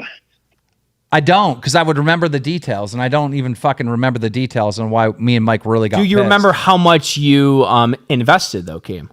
I didn't invest anything. My job was to bring people onto Storyfire. Gotcha. So I hit up a bunch of creators. Like Diorio? A ton of people, actually big people, like famous people. So not Diorio. Then. So not Diorio. Right. And I got them the platform. I got them to start uploading and whatnot. And so in return, I got a little chunk of equity. Yeah, I mean, when Jessie started doing these stupid moves of like selling the platform and, saying Storyfire was shutting down, trying to get people to go on it or whatever the gimmick was. What happened, Keem? You know it. He was just like, making a mockery of our work. And like all these content creators lost faith in the platform because of all these stunts that Jessie was doing. And he wasn't filling me and Mike in. So how much do you think you're owed then, Keem? If a normal person was paying me for my work and onboarding all these famous people, the value of that would probably be like, at least $300K, and I'm really lowballing it. Yeah. Yeah. Would you agree with that, Jesse? I would say my value would. He got rewarded in equity, and that's the risk we all take when getting into tech startup world. No. We're not talking about equity. We're talking about the value. Team worth $300K for my work on Storyfire. Most of the views and shit that we got from that summer was the $300K I put towards creators and getting huge pushes. That's not true. The biggest video that summer was a video that I personally uploaded. The biggest video on the platform with Boogie. And the biggest video was Boogie literally shot a gun in the air and like committed a crime. Like, yeah, of course. Yeah, and that was my video that I produced and uploaded on Storyfire that got 200,000 views, and it was the #1 video. So when you say the biggest videos on the platform was from you dumping money, no, that is not true. Also, Optimus, all right, I brought him on. Optimus crushed on Storyfire. I brought all these people on. So I'll be straight up. Optimus is a good ass dude, and he was really passionate about Storyfire. And I do appreciate everyone that did really put their heart into Storyfire, because we did need. I love the spin, Jesse. I love how you're dodging and weaving in this game of dodgeball, but you're gonna have to let me hit you. You're gonna have to stand still. Yep. What was the value of what I did for Storyfire in your opinion? Probably $100,000. He's cackling. Yo, I get $100K for like 2 promotions on Dramaalert, 2 brand deals. Really? That's pretty good money, Dad. So, like, what are you talking about? I put all these big names on your platform, and I had the platform popping. Let me ask. I'm Mr. Beast over here, dude. Like, that's good money for you. Let me ask. He's pocket watching. It's ridiculous. You know, I get $50K a brand deal. Well, then how about we put that $50K to getting rid of all these flies, Keem? I know. There's so many flies in your house. Or put $50K into building your cheap app that apparently shouldn't cost any money at all. Mike, how much? What money would you put on it? Dude, I'll take like $500 right now. No. My work. If you had to put dollars on my work for Storyfire. I mean, you were writing all these like creators, and I would say you were like going pretty hard. I would say about $200,000. Okay. All right. I think it was probably at least $300K value. If it was an actual real company and not a fellow content creator and friend at the time, McJuggerNuggets, you know, it would be like $300K. In some ways, I would give Mike potentially more money because his Doug series. I'll agree with that. That did crush on the platform, and Mike would pull out some stops, like some edgy shit or diaper shit that was like really good for the platform. So, Mike, how much money did you make off Storyfire? Like literally, I think Brian was like, I can't say that legally, right? No, I think you could say like Mike offered to put his money, whatever AdSense came into Storyfire, he wanted to put back into Storyfire, the company, to help it grow. And so Brian was more than likely pocketing that money. So Mike didn't make any money. I didn't make any money. Jessie is the one that got us involved and didn't give us all the details that this Brian guy was actually the head shareholder. Brian got all the money. So do you see how we're pissed off at you, Jessie? Yes. And unfortunately, I was also a huge part in the crossfire. We all got fucked up, and I do apologize to you guys. Do you see how me and Mike are mad at you? Yes. I could care less about Brian. Maybe Brian's a scammer. Maybe he's not. It doesn't matter. I don't know Brian. I got involved in this shit on your word, on what you were saying to us. And whereas you wouldn't get apology from me in regards to the Emily shit because it was a fucking joke, for you guys, I am sorry that I brought you into Storyfire and it fucking failed. And if I could go back, I either wouldn't have got you guys involved. I wouldn't even done Storyfire. But I also... You were sneaky about it. You were talking to me and Mike like we were investors. You know, you're puffing it up like, oh, we're going to do this and we're going to do that. When really a lot of stuff you were saying was bullshit. It wasn't bullshit. At the time, it was lit. We were making great strides with everything. Everything was up and up and up until we had all the investor conversations. We couldn't seal the deal. Then I offered to put another $1 million in. And at that point, Brian said no. Brian was trying to not let me get any more equity and wanted to pay himself a salary of like 15, 20 fucking grand a month. And I was like, dude, what the fuck are you doing? Nobody's making money off this except for you. Jesse, I got Jesse, you're an idiot. Well, you're hold an on. idiot or a scammer? Which one? No, he got greedy as time went on. So, Jesse, where did you find Brian Spitz that you felt so confident in, like, letting Skid him Row. do everything and then paying him? He found this guy at Skid Row sitting on the corner of the street who said that they can develop, and he gave him $3 million. Where did you find him, Jesse? So the sad part is Brian was a director from Hollywood that came out and shot a documentary for me and my family. He told the story of the Psycho series behind the scenes. We sold it to Verizon, and he was always bitter because the payout for me for the doc was a lot higher than his cut. And I think he wanted to juice me still because he didn't get that payday. And he saw the success with the YouTube channel. He's like, this is a young kid. He's got money. He's got fans. How can I package something to take advantage of this little kid? Okay, so Brian's the fall guy, essentially. Has he spoke out about this? Because I feel like he can kind of clear your name here. No, Brian is completely MIA. He's moved on to his next victims. He's floating. So now Jesse is saying he got scammed, and Jesse put the scam onto me and Mike. Yeah, The pyramid scheme. The thing with Storyfire, it seems like I feel like everyone's looking for some sort of answers, and everyone's just passing the buck. Here's what I really believe, Jesse, and this is, you're there's this new thing where you're trying to do everything real, right? You're trying to be 100% authentic.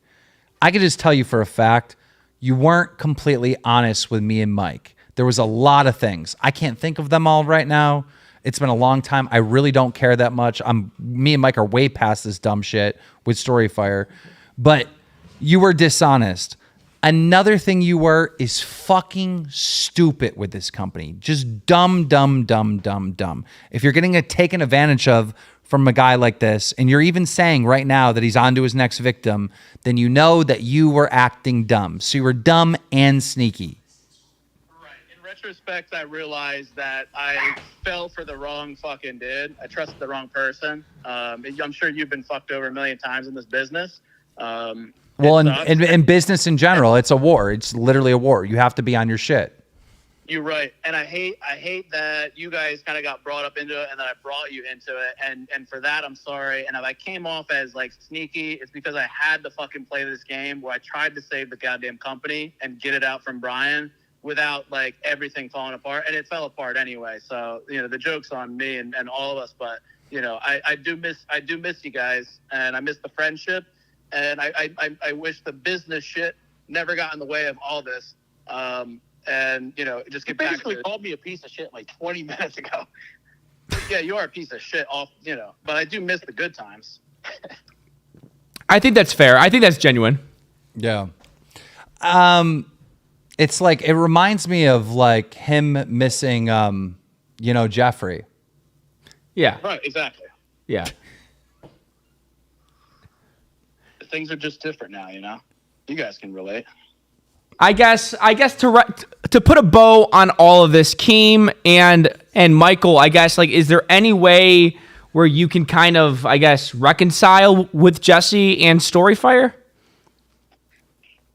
No, dude, if Jesse hit me up and he was like, hey, there's Sal at McDonald's, we should get this value meal, I'm going to be like, fuck off, Jesse. I'm not taking any of your advice in business at all ever again. The problem is, I don't know what we did to begin with for Jesse to be like, fuck Mike and Keem, because all we were doing was not responding for the legal purposes. But that part was tough because we had I had finally saved the company and we had a billionaire literally controlling it, and I wanted to now all of us run it together. And you had a billionaire controlling the company. No, yeah. See, this is the scam. There's no billionaire controlling the company. Team, it's not rocket science. Everything was done on the open sea. If you literally click on the wallet address on the blockchain, you can see every fucking transaction he's made. If there was a billionaire controlling the company, then the billionaire would have given me $1 million, Mike $1 million, and we'd be back at work. Might not be opposed to it because he's going to be looking to blow up the platform because Blaze is going to be a crypto. They're working. If you haven't been on the app, they've redesigned everything. It's actually pretty slick, and they're going to be scaling it once the bull market comes on. So if you want to get what's yours, if anybody even wants to have a meeting with me, all right, I want a check to just take the meeting. I want a check before I have a meeting. I mean, you could try asking him. Why would I try? You're the one that fucked us. You're going to go try. You go talk to him. I have no affiliation with that shit anymore. I'll do it just out of kindness to you guys because you guys helped out. But I think you should.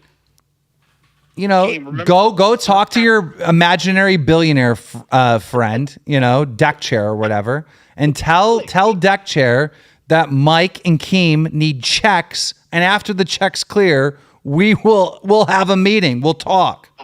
I'll make a new Doug series. How much money would you want to go back to Storyfire? Dude, I'm not even. What the hell, man? I'm not even joking. I need a check, Jesse. We need a check, bro. After this bullshit that we went through, we need a check. I love you, Keem. Jesse, you can write me a check and I'll put some content on Storyfire. How much would you pay me? No. What do you mean? 500 grand. 500 grand, Jesse. Listen, the reason why I get a check is because I get you to go on Storyfire, so it's fine. Yo, yeah, right. Jesse, let's talk.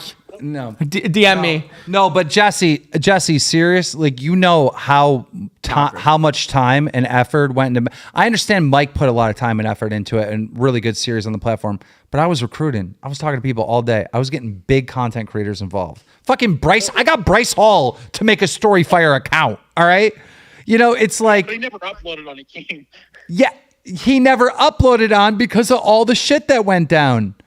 The app would have crashed anyway if he did. I started pulling back on the app because of all the fucking problems. Remember, we were constantly in calls with Jesse. There was this, there was that. This was going to break. That wasn't going to work. Remember, I kept uploading videos and they didn't fucking send out notifications? What the fuck was that?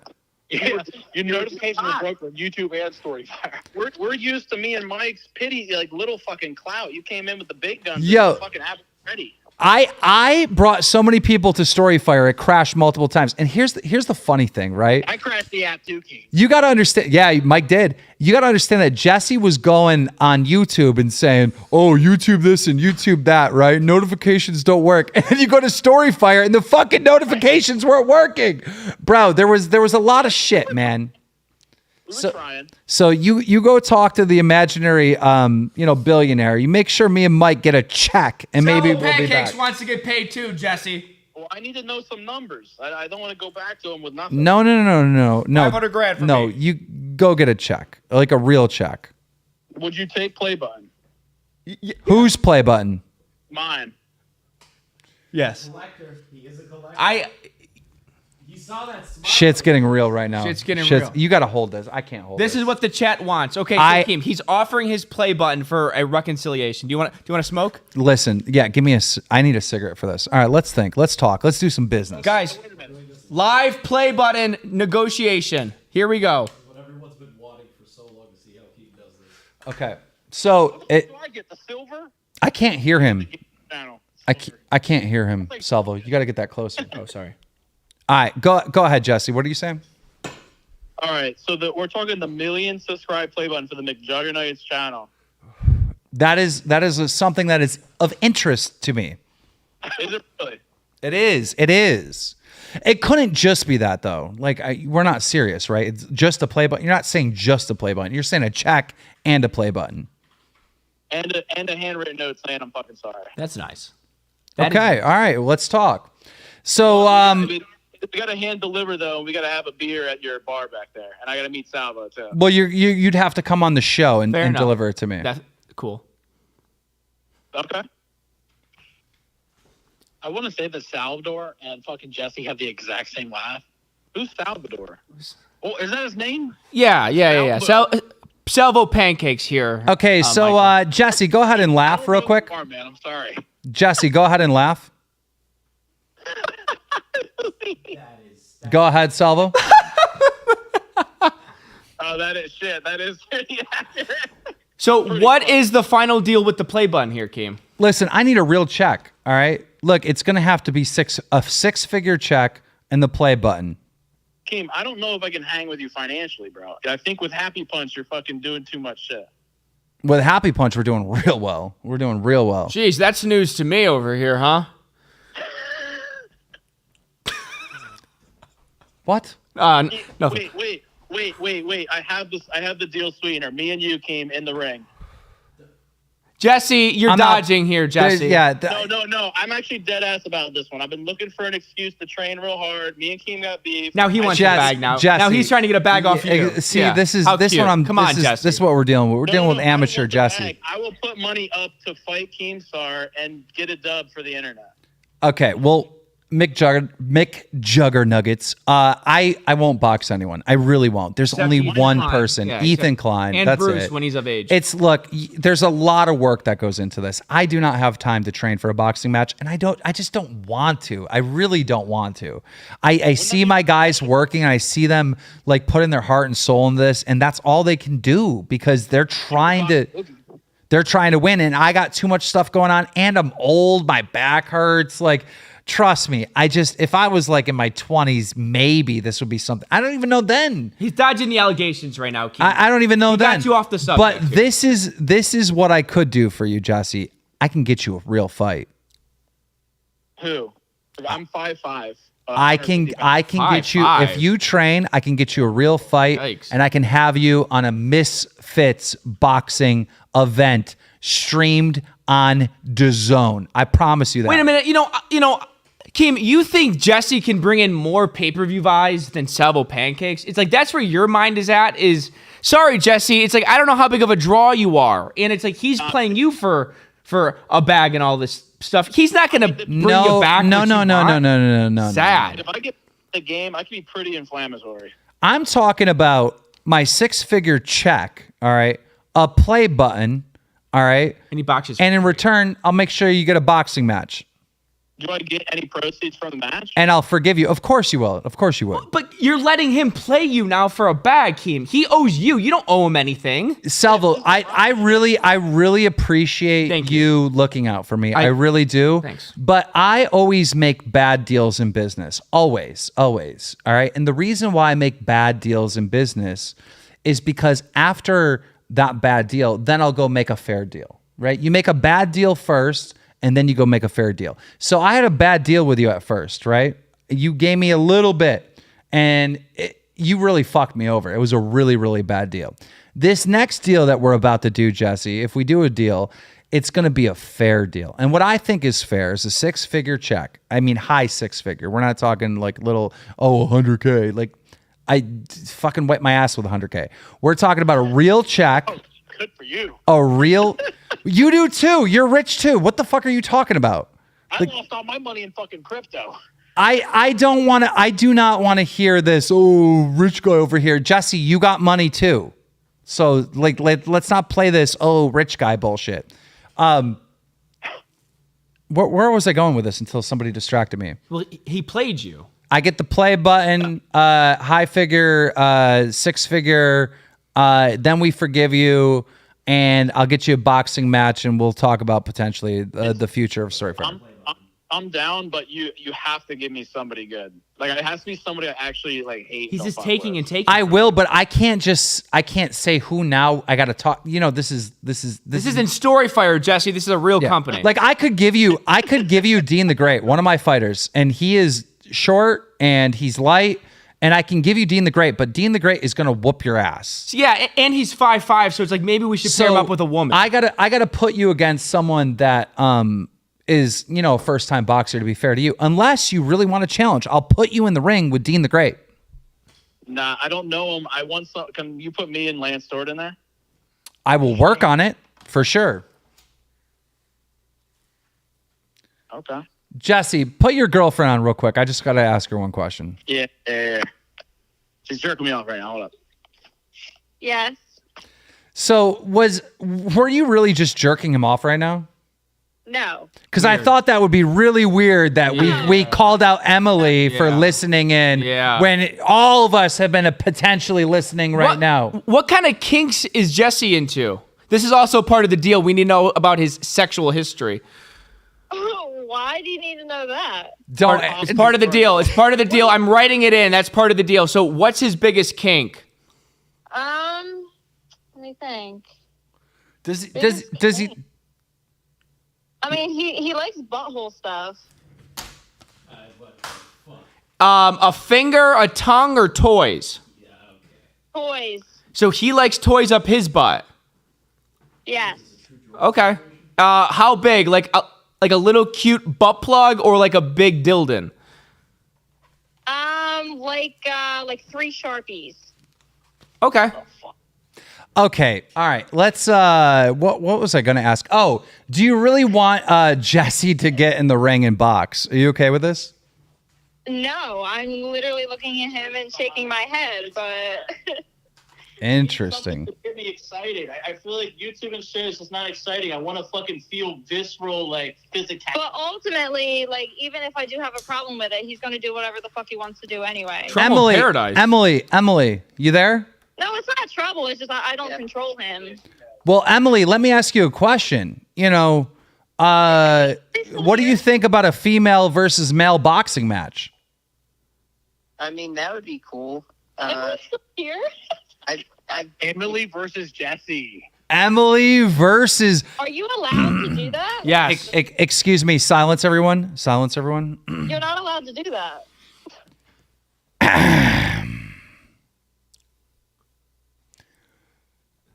Jessie McJuggernuggets weighing in at 152 pounds from New Jersey, going up against Emily. I don't know where Emily's from. God damn it. Detroit, Michigan. That was supposed to be way better than it was. My announcer voice is good. clocked out. It was good. Thank It you. was I need good. the support. So I need Jessie, the support. Hey, do you notice how my friend Salvo just gave me support, Jessie? Yes. That's what Emily was looking for. So Jessie, would you box Emily? Yeah, if she's down, I would feel like I got to get some out of my system. Emily, would you box Jessie? I mean, I'd accept the challenge. Oh my God. Okay. Has to happen now. All right. Well, Emily, let's be fair. McJuggerNuggets is giving me a play button for this boxing opportunity. Do you have a play button? I have a silver play button. Is that something that you're willing to donate to my YouTube museum? I will donate it to you because Let's go! Let's go! Let's go! Let's go. Let's dude. go. Let's go. Let's go. Fucking go. I will guarantee. I swear this. All right. I guarantee if I get both of those play buttons, we will see Emily versus Jessie in the ring 2023. That is a promise, people. Let's fucking go, baby. They're in. History on the KEEMSTAR show.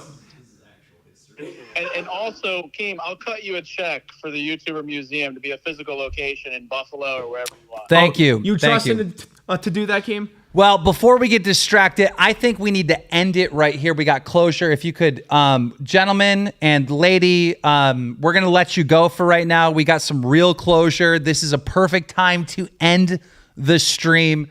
So we're going to let you go now. Thanks, guys. Goodbye. There we go on the KEEMSTAR show. Keem, how do you think that went? Do you think this live show has been the best thing on the internet? I think that every podcast that we do is going to be live from now on. I agree. I'm so glad that you think of that. If you could just I'm not touch so me. glad that you finally are doing it live. if you Daddy finally came into 2022 YouTube. Oh my God. Leave. Every time I brought up live, do you know what Keem said to me? Wait a minute. No. 2016 Leafy, 2016 Clown, 2016, 20. I'm like, Keem, you got to get out of that decade into 2022. I was live streaming in 2009. On so what website? Good luck making that argument. Okay. Blog TV with my hands up. Ladies and gentlemen, that is it Let's for the read show. super chats. We're going to read chats. super chats, so we're going to get the fuck out Chris, of here. I'll control it. Thank you, buddy. I'll pull it up on this screen here. Thank you for everybody for tuning in. That was quite the successful impromptu. And guys, if you're not subbed here, make sure you hit the subscribe button because I'm telling you, this was a great show, but there's many more to come. Oh my gosh, there is many more to come. We do appreciate all the memberships and all the supers. Let me get through that right now. And obviously I will read them to Keem's, I guess, likeness here. So let me scroll down. I think I was right here. Creepy Ass goes, Salvo owns you, Keem. That is true. Jessica Pizzle with the 5. Read super chats. Let Salvo be. LOL. We already got that. Jessica Pizzle with another 5. I got that. Higmig, Salvo W. The Ghost Ranger W. McJuggerNuggets. AJ Main with the 3. Keem Fat. Mark Zimmerman. Keem, your friend needs. I'm going to refund you on that one. Needs to go. Read the Mark whole Zimmerman, thing. you are a loser. Trust me, you are a straight up loser. Jaden you're with the man, $5. Salvo needs to chill a bit with his comedian shtick. When covering serious topics, it doesn't balance very well. And that is coming from a transgender person. That's coming from Jalen. Well, the only thing coming for Jaden is my fist right in her face. You said her dead name. Well, that is her channel, Jalen. Downcast Spark, $5. Not gonna lie. McJuggerNuggets treats small creators like myself like trash. Homeboy Edwin with the 222 trans rights. Absolutely. Edwin. You should be posting gay rights. That's your community. He is But gay. listen, let me say this. Jalen is local, right? She's from Buffalo, She is, right? yes. Yeah, we need to have her on the show too. Absolutely. I definitely think that she could be an actual good part. Jalen is a fantastic YouTuber. JT with the 5, Black Lives Matter. Homeboy Edwin with the 369, Bean Rights Matter. Support beans and Mexicans, please. McJuggerNuggets with the 100, I own Keemstar money. Obviously, we saw how Keem's take and energy shifted when the conversations sort of shifted towards him getting his money here. Listen. It shifted because I separated the two. I did. You Thank did. you. Caddy with the $5, estrogen puffs, humid air with the $2. Why did Jessie call Emily worse than that? Higmig with the 5. If Jessie really is friends with Swift, they would have kept them far away from the pantry and not his girlfriend. True. Caddy with the 5. Can we just be honest? Jessie and his girlfriend aren't smart. Triple D with the $1. Just keep it inside and learn how to hide your feelings. Okay. Brad Heat with the 5. L McJuggerNuggets. He's trying his hardest to manipulate this conversation, and it's so obvious. JT with the 10. Juicier than Augie RFC After Hours. Clearly, this show compared to any. No, the camera just sent. Okay. The camera's out. Okay, so go to the other camera. Go to this camera. All right, stand up. Go to that camera's out too, Kim. So this is the only camera that we got here. Stand up. Okay, I'm standing up here. I got to get closer to you. Okay. Hi, Keem. Yes, I can read it now. Okay.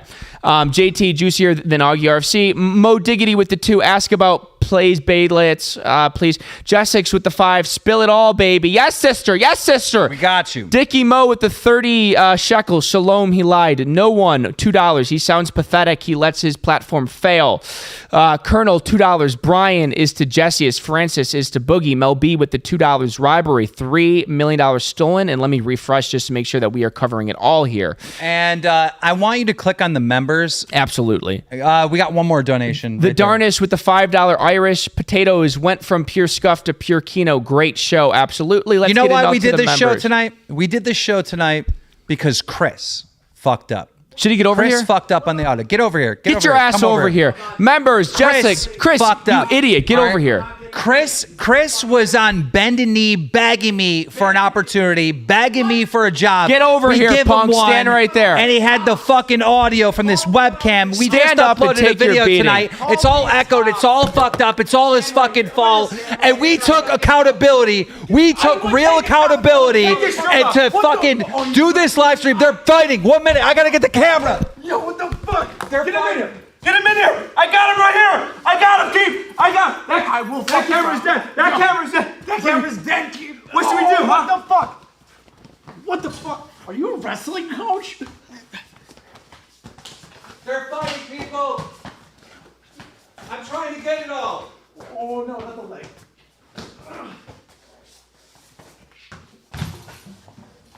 Yeah, no, none of that, Salvo. None of that. And ladies and gentlemen, we have Salvo on top. He's got an arm lock and Oh, shit. Lay down. Lay down. Shoot him. Very expensive light. That is $200. Oh, and he taps out. Salvo. Holy shit. More concerned about the light. Jesus. Ladies and gentlemen, that is it. The KEEMSTAR Show. Subscribe. Turn Thank you, everybody. No, don't hit that one. I gotta keep stop.